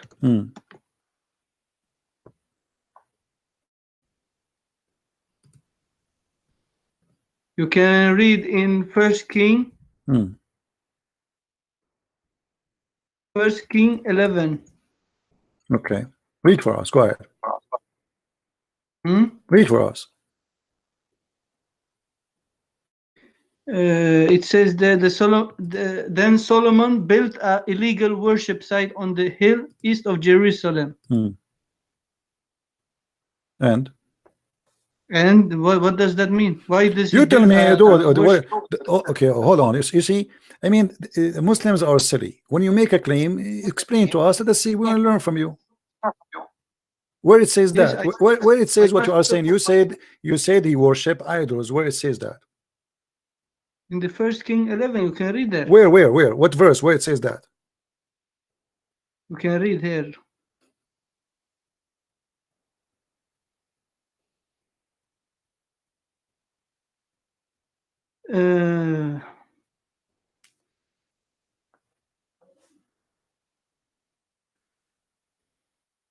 Do you want me to help you? Do you need my help?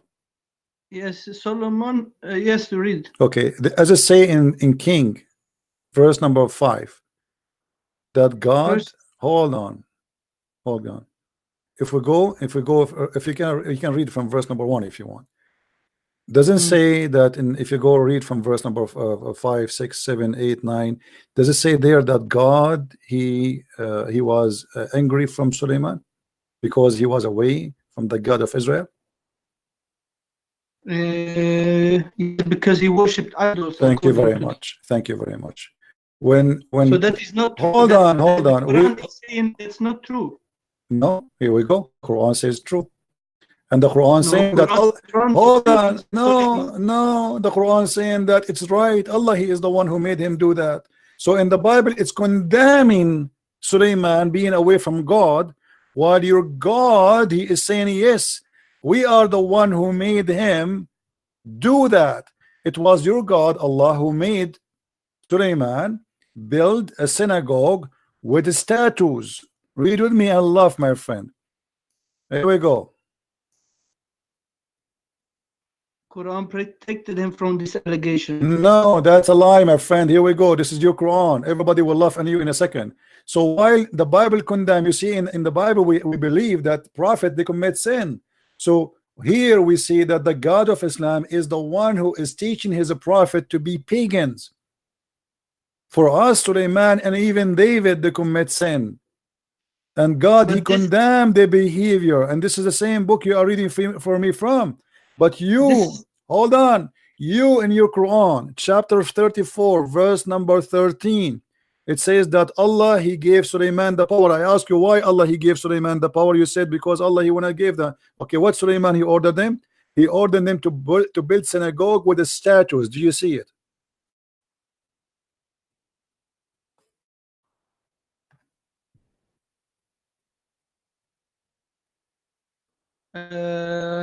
Yes. Okay, what kind of God he ordered Suleiman to build the statues? I asked you what is idols. You said to me statues. You agreed that statues. Why Allah is ordering Suleiman to build the statues in his synagogue? You are the one who said to me, in your book it says this, in my book it condemn any prophet, anyone. In our book, or the book, it says clearly that no man, no good but God, only God is good. That is the Messiah. All is a sinner and they need the mercy of the Lord, the forgiveness of the Lord. So Sulaiman, David, Moses, anyone, even Peter, even Paul, even everybody, everybody, there's no human being in the top of this earth is not a sinner, and he need the forgiveness of God. And Sulaiman is no better, David is no better. So the same chapter you quote for me condemning the behavior of Sulaiman, but your Quran saying that Allah is the one who made Sulaiman build the statues, and Allah, he gave him the power so he can do that, and he gave him the power to control the shaitan. And who is the one who is building the statues for him? The shaitan. Is that true? It's the jinns. You have to understand. Stop lying. It doesn't say the jinn. Stop being a liar. It says shayateen. Why you are a liar? Does it say? Oh, let me ask. Okay, does it say the word shayateen or it says the word jinn? Okay, if you want shayateens. No, it's not up to me. It's not up to me or to you. Don't say if you want. Say it as it is. Is it shaitan or it says genie? It says shaitan. So stop lying. Shayateens. Okay, so Allah, he gave Sulaiman power. They are jinn, but they are the evil one. They are the shaitan. They are Satan. Okay, thank you. Okay, so the evil shaitan, hold on. So the evil shaitan is helping Sulaiman to build idols. Why? And but Allah is the one. They was obeying. They was obeying him. He was a thank you very much. Thank you very much. But he was given this by Allah, and Allah is proud about it. Allah is proud that Sulaiman is building statues. Why Allah is proud about that? No, he was. You don't understand this. It's not about that he worshipped the statues. My friend, why I said to you, if you have a statue, this is idol. You said no. You said yes. If are you Muslims allowed to have statues? But it continue. Answer: are you Muslims allowed to have statues? No. Why you don't continue read? We'll continue read. Here we go. Who is stopping you? Read what? Yes. Read what? Read it. Read it. Read it. Read it. Here we go. Read it. Who's holding you? Read it. What? Read what? Go to 14. Okay, go to 14. Here we go. What do you want?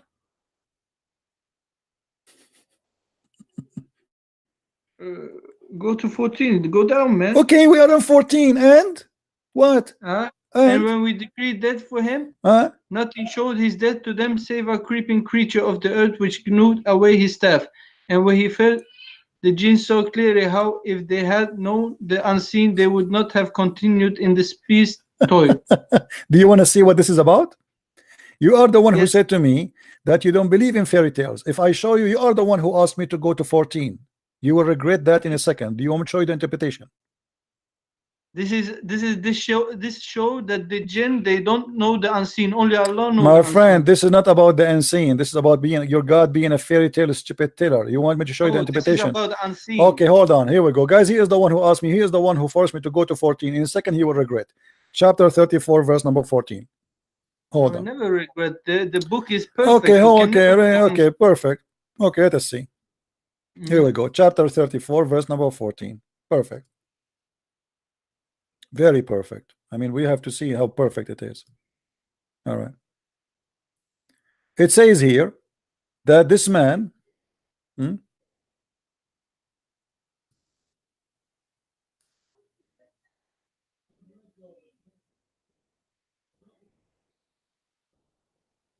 let us go. Let us go actually to Ibn Kathir in English first. Did you say that Jesus is not from this world? Hold on. Yes, he is not. And you said to me you will believe in that, and you said yes, I do, and then you swallow your tongue because you are a coward. But if he's not from this world, just wait. Let me ask you: how can he be? He said, I am from above. But how can he be hungry? Because he is in the flesh of a human being. Then he's from this world. That proved that he is from this world. But because this is the only thing proved that he is from this world. Okay, let me ask you. Let me ask you. Do Allah forget? When he go to the do Allah forget? Do Allah forget? Don't change topic, you coward donkey. You keep jumping like a monkey. Do Allah forget? Do Allah forget? Do Allah forget? Yes or no? What do you mean forget? Do Allah forget? Yes or no? What do you mean with forget? Forget. I forget. You forget. I forget your name. No, he never forget. Okay, if I show you from the Quran that Allah he forget. He never forget. He's Allah. He can okay, never forget. Aren't you the one who said to me that Allah he have a tablet? He have a tablet, yes. Okay. Why he have a tablet? Because he forget. No, it's not about. So why he have a tablet then? Tell us. Go ask the wisdom. Allah don't forget. Why he have a tablet? Because you can ask him when you see him. No, so you know you're just a kid. Get lost. Don't call me again. Each time I get you in the corner, you say to me, you can ask me when I see him. I will never see him. It's false. What a stupid donkey. When the King Suleiman he died, and you are quoting me to read for you from chapter 34:14.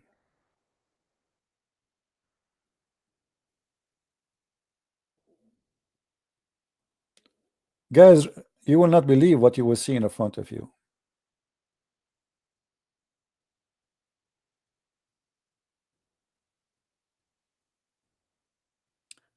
The story in front of you is a proof that Muhammad is nothing but a liar. Allah tells us how Suleiman, peace be upon him, and how Allah cancelled his death from the jinn who were subjugated to him due to hard labor. He reminded laying on his stick, which was his staff, as Ibn Abbas, may Allah bless him, said. So look what happened. Suleiman he died. He's dead now. But nobody noticed that he is dead. Why? Because he's standing and he's holding his stick. The genies, Allah did not let them notice that he is dead. And the guy, he said to me, the Quran is not a book of fairy tale stories. How they notice later that Suleiman is dead? Anyone knows?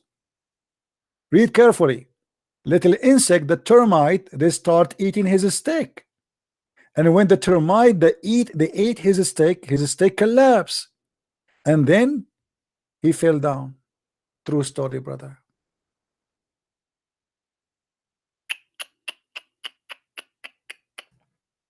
Nothing informed them, the genie, of his death, except a little worm of the earth, which kept slowly gnawing away his stick. What the heck? And he is the one, he said to me, go to 14, go to 14, go to 14. Why you are hiding 14? Huh? Why you are hiding 14? Show us 14. No, I want to see 14. He was like a kid holding me from my pant, saying, show me 14. I want 14. Here we go. This is 14.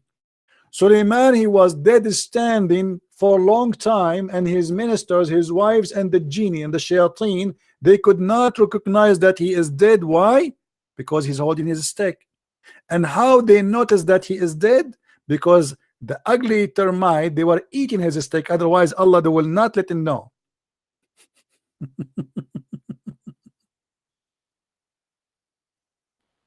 You notice how the Muslims, they always play games. They fly left and right. Like you try to focus on a topic, we go left, we go right. You switch right away in a second. Go here, go there, go there. You find yourself speaking about everything. Until now, we could not find one Muslim to prove to us Allah is God. Look at this.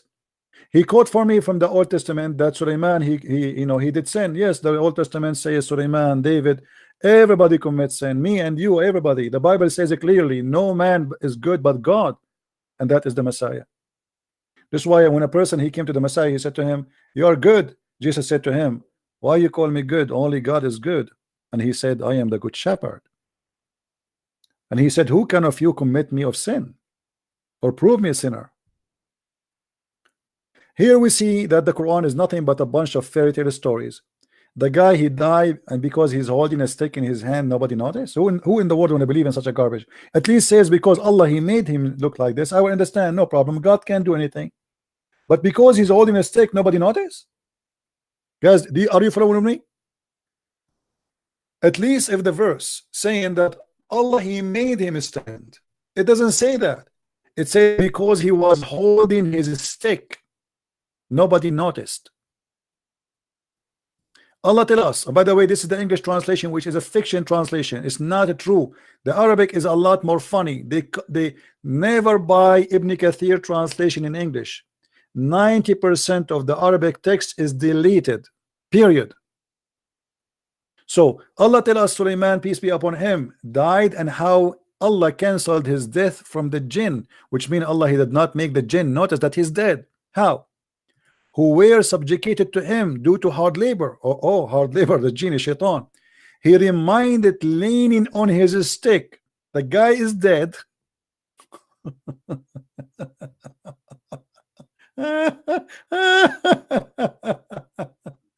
Oh boy. The guy is dead, but yet he is still standing and nobody noticed he is dead. Okay, let us go with this silly stupid verse in the Quran.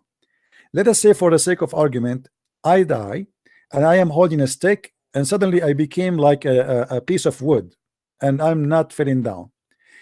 Is that what make you alive? Is it people will see that your eyes not moving, you're not breathing, you get cold, your color change? I mean, how stupid this story is.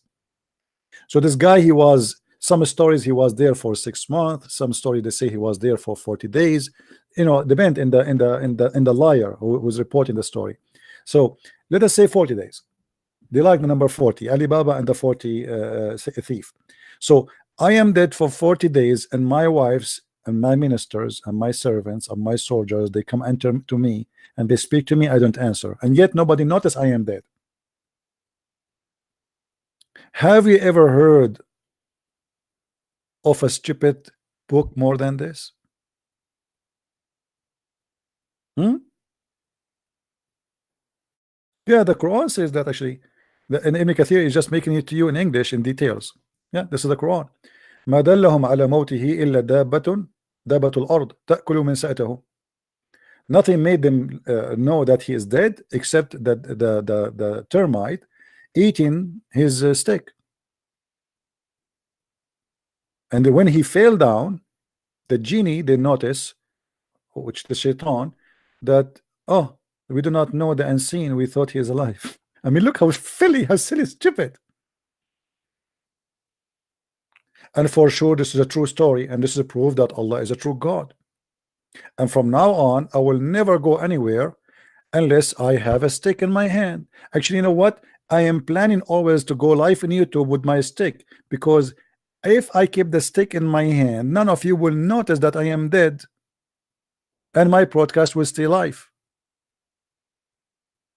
I will open the camera, I will hold the stick, and I will die. And you, because you are not smart at all, there is no way you will know that this guy is dead because he is standing holding the stick.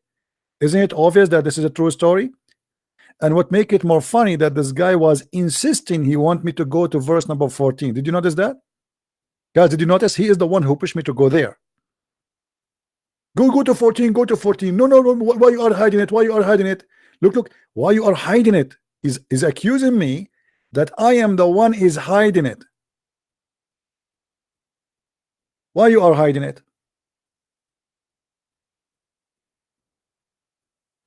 For 4,000 years, 4,000 years, not a single rabbi who is instructed to worship one God, he broke the command of his God. For 4,000 years. Sulaiman a flying carpet, Sulaiman standing on his stick. Sulaiman he went all the way to Yemen and he found the woman, she have no hair in her legs, and then the shaitan, they made her legs look hairy so Sulaiman will not like her. I mean, true stories. And by the way, this woman, the Queen of Sheba, which is mentioned in the Bible, anyone knows what this woman is? Who knows? Who knows? Anyone knows? According to Muslims, the Queen of Yemen, the Queen of Sheba, Balqis, she was half a human, half genie. Her father is a human, her mother is a genie, and his father, the story, if you have my books, actually you will read the stories. If anyone remember in which way I have it in my book, which page, please let me know. We can mention it. According to the Muslim stories, that the king, the father of Balqis, he was working for a king, and this king, he liked to have sex with married women. Guys, do you have my book, Sex and Allah? How many of you have it?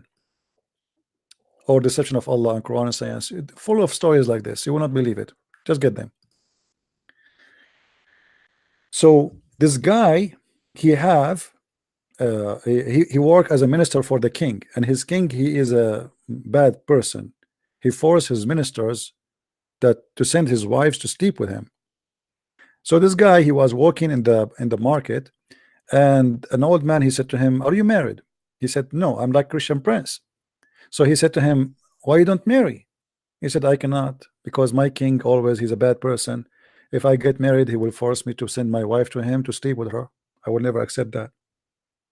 The man, he said to him, "I will marry you to my daughter." And he cannot do that with you. The father of Balqis or Sheba, he said to him, "Why?" He cannot. He said, "Because my daughter is a witch, and she is not a human. She is a genie." The guy, he went to the house of this man, and he married this genie. By the way, this is a true story. And when they have sex with this genie, they have a daughter. Her name is Balqis. And this is the one the Quran mentioned her name. When the king, he learned that he married a woman, and she is so beautiful because she is a genie, like, come on. Allah, the king, he ordered the man to bring his wife to him as usual. Anyone who get married, he refused. So the king, he killed the husband. He captured him, he put him in jail, and he killed him. Some stories they said that jail him only. And then he went to her palace, and he surrounded the palace with his army, and he said, "I want to have sex with you. I'm horny." And the genie wife, she said to him, "Okay, but isn't it funny that you are bringing all this army to have sex with me? Aren't you man enough to enter alone?" And then this guy, the king, he entered the palace alone. He ordered his men to wait outside. And when he entered inside, this woman, she took off her shoes. And this is why now I warn all men. I want all men to be careful from shoes. She took off her shoes and she cut his head with her shoe.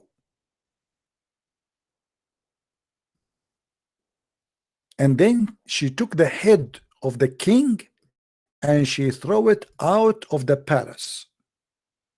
And then when the soldiers, they saw this, all of them, they consider her their queen, and she became a queen.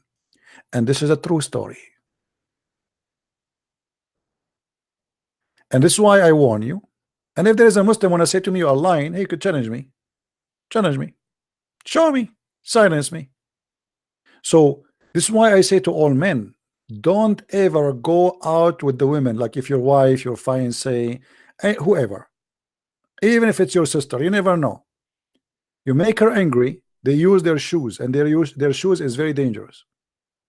She hit him with the shoe, and she cut his head, and she grabbed him from his hair, and she threw the head outside. This is why, my friends, I will never, the second I see a woman, I don't even get close to her. I say, take off your shoes and throw them away. That's it. I mean, I cannot risk my neck, my friend. Don't ever think women, they are, no, don't play games with women. They shoes. That's why they have high heels. All right. How many victims they die because of shoes of women? I mean, come on, we have to be honest here. This must be true story. High heels is like a nail. She hit you in your head, you have a hole. And if you say to me this is not true story, the Muslims will be upset. So please show respect.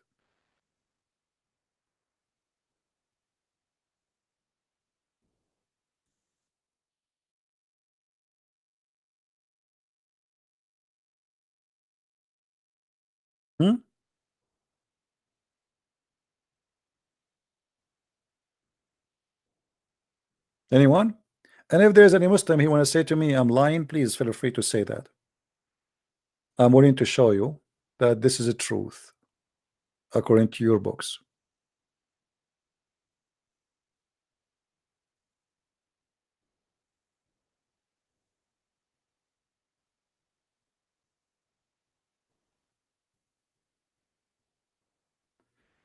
And look, guys, I just found this in a fatwa website. This is the Muslims are answering some atheist, supposedly, in a fatwa. Chapter of An-Naml, and then verse number 22, 23. Chapter of An-Naml is chapter number 27. It says here, it's been said that one of her parents, he was a genie.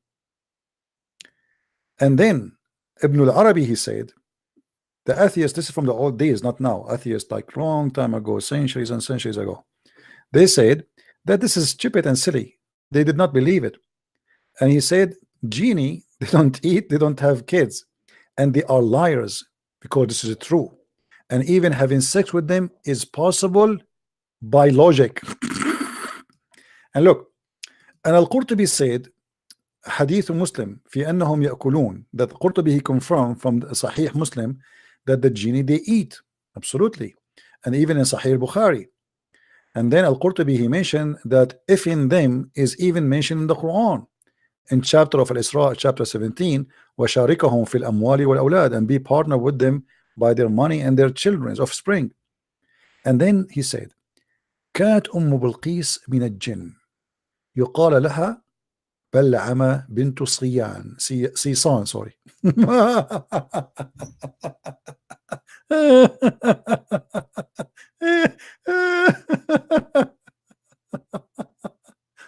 Oh boy.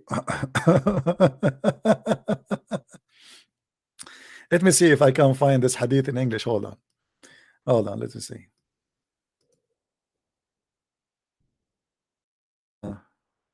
No, they don't translate it to English. Strange. Oh, why? It should be. Anyway. Stories and fictions and garbage in, garbage out. It's a collection of stupidity. And you know, and they say to me that Allah is God. I mean, who in the world?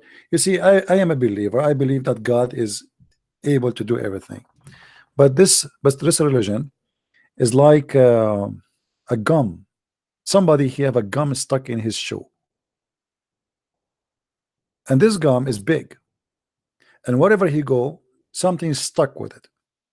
And after he walked for 20 years, he took the gum and he put it in a book, and he called it Quran, with whatever stuck with it from all the fairy tale stories around him wherever he walked.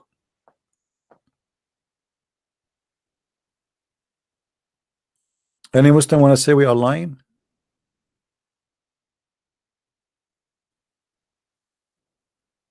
Anyone?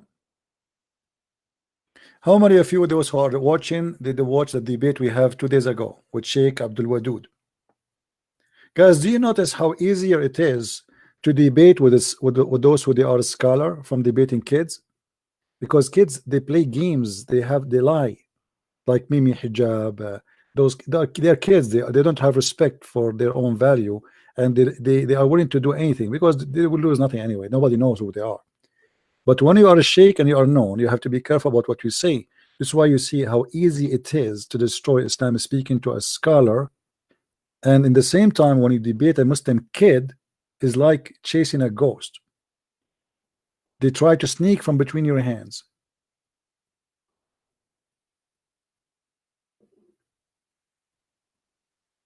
Do we have any Abdul?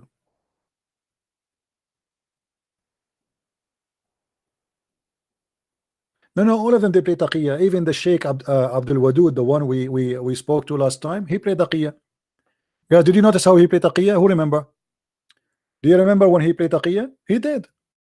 He did big time. He was not honest too, but he was careful with his taqiyya. Those kids, they say anything. You know what I mean?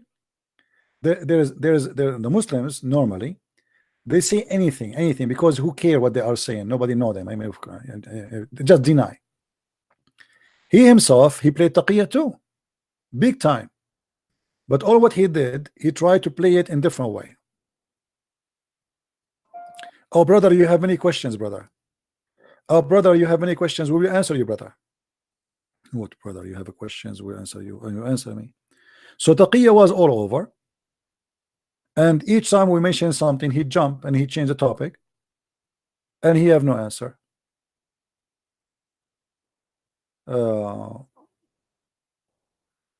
Like if you remember at the end, let me play the last part at the end and see how the deception was like all over the place. Allah, he said to Adam, okay, Adam, tell them the names, and then Adam started reciting zucchini, potato, tomato, etc. And this is how Allah, he proved that he is all knowledgeable and the angels are wrong. So the whole story is about a fight between Allah and the angels. So what the poor shaitan have to do with this? And then Allah, he proved to them that because he named the zucchini and the tomato and the potato the names, supposedly that would mean his God, which is very silly. Because if I have a dog and I call him Susu, and I ask you what is the name of my dog, and you say to me I do not know, that does not mean I'm God. I'm the one who gave him the name. What about we do it vice versa, the opposite way? What about the angel? He asked them, okay, name it, give it names, and don't tell me the names, and I will tell you the names, which means I know the unseen. So your God here is fabricating a story, Muhammad, and he is coming with a funny story.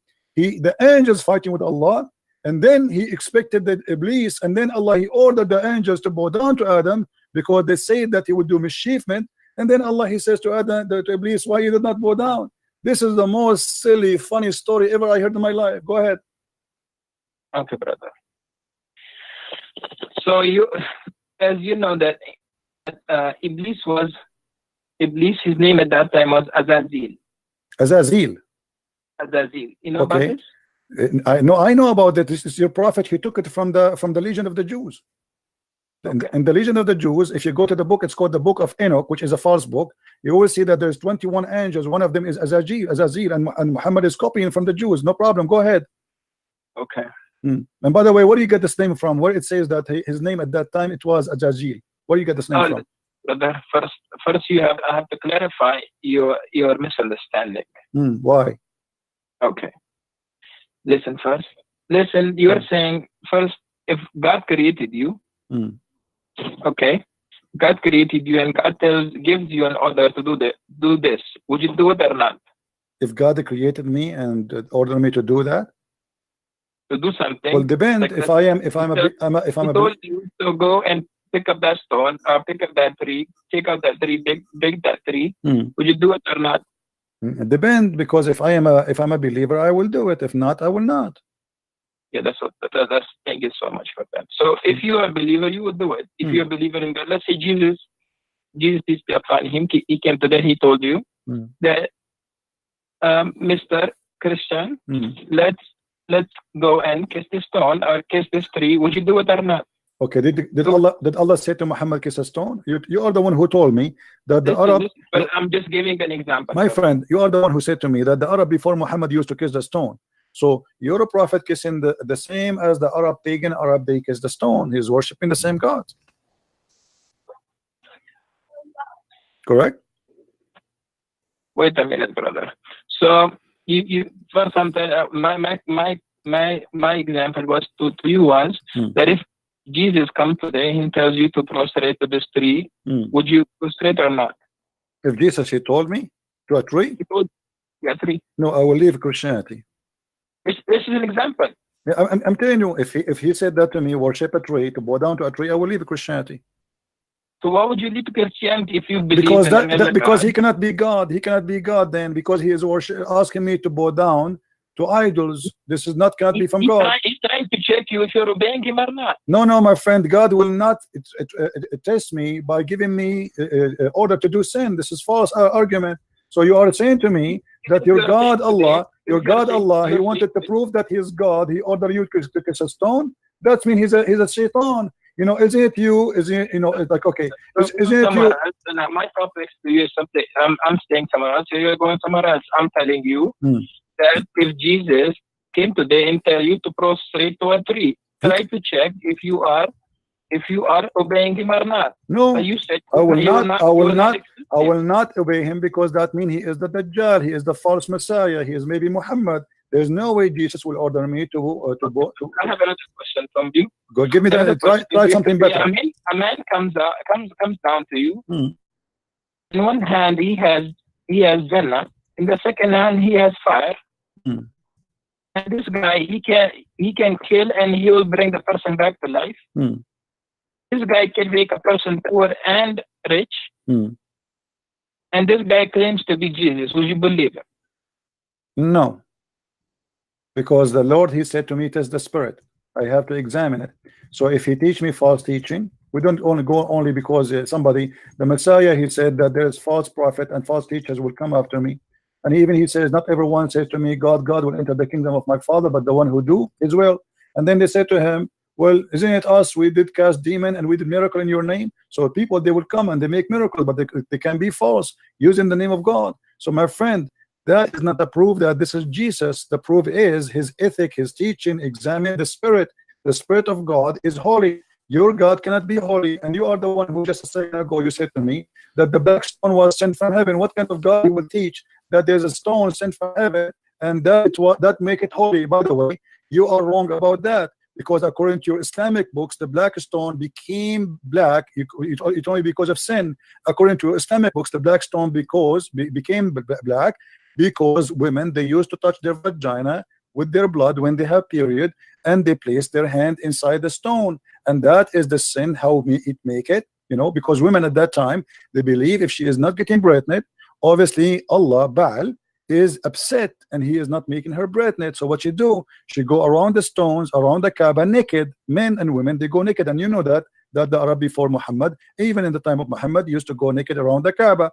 And then the woman, she placed her hand in her vagina and she put it in the wall in the black stone. You are explaining the Arab before. Yes, but this is what Muhammad, he got it from the Arab. You said to me that Allah, he said that this is a black stone from heaven, but you know, you are trying to ignore what you Muslims says. This is not even the Arab what they say. This is what the Muslims believe. Let me show you, my friend. Here we go. This is Tafsir al-Hawi. You can see the screen, right? Okay. Oh, yeah. Okay. Tafsir al-Hawi. It says that your Imam saying, وجاء جبريل بالحجر الأسود من السماء, and Gabriel, he brought the black stone from the sky. And it says that Abu Qubais, there's a mount next to Mecca. I don't know if you've been there before. Next to it, a small mount, it's called Abu Qubais. The Muslim believe that Abu Qubais hold the black stone inside his belly during the flood of Noah to save it from being drifted by the flood, because the flood of Noah covered all the earth, including the Kaaba. And then when the flood is over, فَانْشَقَّ عَنْهُ, so the black stone came over. And then it was hiding during the flood of Noah, and it was a white pearl from heaven. فَلَمَّا لَمَسَتْهُ الْحَيْضُ فِي الْجَاهِلِيَّةِ إِسْوَدْ, and when the blood of the women from period touched it during the pre-Islamic of ignorance, it became a black. Am I lying, my friend, or this is your books? Okay, brother. If you know the history before Islam came, the people, what they do to it, that's before Islam. You get it? Doesn't matter. Doesn't matter. This is a stone inherited from the pagan. And so you see, guys, he confirmed that yes, this is what the Arab they used to do. And here we have to have a question. What is the belief the Arab used to believe to the point make them do such a thing? Going naked around the Kaaba, men and women. Women, they are touching their vagina when they have their blood and placing their hand in the front of the black stone inside it. And then the men come after that and they insert their penis there. That is a sexual stone. And this is why the stone looked like a vagina. Muhammad is nothing but a pagan person who copied and approved what people before him they used to believe in. You see, in the beginning of Islam, Muhammad was praying in the word Jerusalem. Why? Because he was trying to convince the Jews and the Christians that he is one of them. When the Jews and the Christians did not believe in him, he exchanged the direction and he decided to go back to his old cult, which is the Kaaba. You notice why Muhammad for many years was praying in the direction of Jerusalem. Do we have any Muslim want to say something? And you see here your sheikh, he agree that the Arab, yes, they used to do that. The women, they place their hand in their vagina, they touch it with the blood, they put it inside the black stone. Why? Because they are hoping that, because God obviously he cursed them, that's why they are not getting pregnant. So the women should do that because the black stone present the god of the fertility. They want to get fertilized. And he agreed. But always he's saying this is what the Arab before used to believe. Who care? Muhammad, why he accept the stone, the same stone? How a stone you claim that this is stone sent by Allah became in such a position where people touching it with the blood? Muhammad he adopted the same as he did with As-Safa and Al-Marwa. Isn't it As-Safa and Al-Marwa? It was a practice of the pagan before Islam, and then the Muslims they refused to practice, and then Muhammad he said to them, don't you know that Allah he just gave me a verse saying that As-Safa and Al-Marwa is from the ritual of Allah? How in the world the Safa and Al-Marwa is from the ritual of Allah? From Allah, because if you know the mother of Ismail, when she put her baby on the floor and she was looking for water, and because the baby was crying and she had no food, no milk in her chest, so she would go to one mount and look for water, and then walk to the other mount and look for water to see if any caravan is coming. Okay, my friend, is that to make it holy? I mean, this is the most silly answer ever I can hear, with my respect to you. So if a woman, her name is Hajar, she go between two mountains, that make it anyway. This is how silly this cult. It's a collection of stupidity, and as you see, not even a single Muslim he can prove us wrong. I want people to watch this debate, which is called Sheikh Abdul Wadud Destroyed Christian Prince, and I will give you the link so you guys you can go there. Okay. And actually, this is why I did not make a video yesterday, because I know when I make a video, people watch the last one, they forget about the one before. That's why you will notice that I might even hide this video, so to be sure that everybody went there and watch it. Learn how the Muslims they think. Learn how Muslims they lie. Learn how the Muslims, doesn't matter if they are big or small. This guy is a sheikh. Yet all of them they play the same game, but you will notice the game standard is different. This person, he have to be careful how he lie. The rest of Muslims, they lie with no shame because they are no one.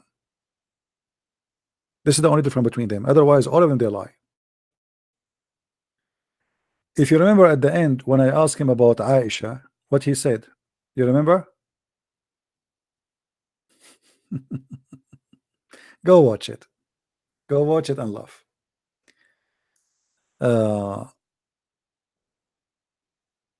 And this is why the smart Muslim, they don't even, the one who claim that they have a career, they are smart. They don't dare to destroy their career and debate me. Otherwise, here we go. I'm here. I'm live. Just make a call. I don't even know who's calling me. All those who we debate them, I encourage them, even if they are Muslims, to copy my videos and post it in your channel if you are proud about it. You know what I mean? Any Muslim, he called me and he think he did a good job. Please download the video of your conversation with me, and I want you to spread it all over and let everybody laugh, either at you or at your God. Right? Yeah, he said to me he want to do the prayer of Aisha, but Aisha prayer is gone 2 hours ago. See, he was fabricating. Even Muslims are liars. I mean, he is a sheikh, yet he was saying he want to pray Aisha. And right away I went to Google to check. I mean, how he want to pray the Aisha now? I mean, it's too late. I check, and it's over. It was just an excuse, you know, to flee. Anyway, I want to say thank you for everybody for being here. And if you like to read more about the cult of Islam, feel free to read my books. You can search always for my books from Amazon, Amazon.com, Germany, France. We have my books in many languages. And I hope by the coming week we will have the book which is in Malay language published too, which is the translation for the deception of Allah. So people who speak Malay language, they can have it. So I want to say thank you for being here, guys. May the Lord bless you, and until we see you soon again, Christ is Lord and Islam is false, proven every day by the help of the Lord and his knowledge. Thank you very much. Take care.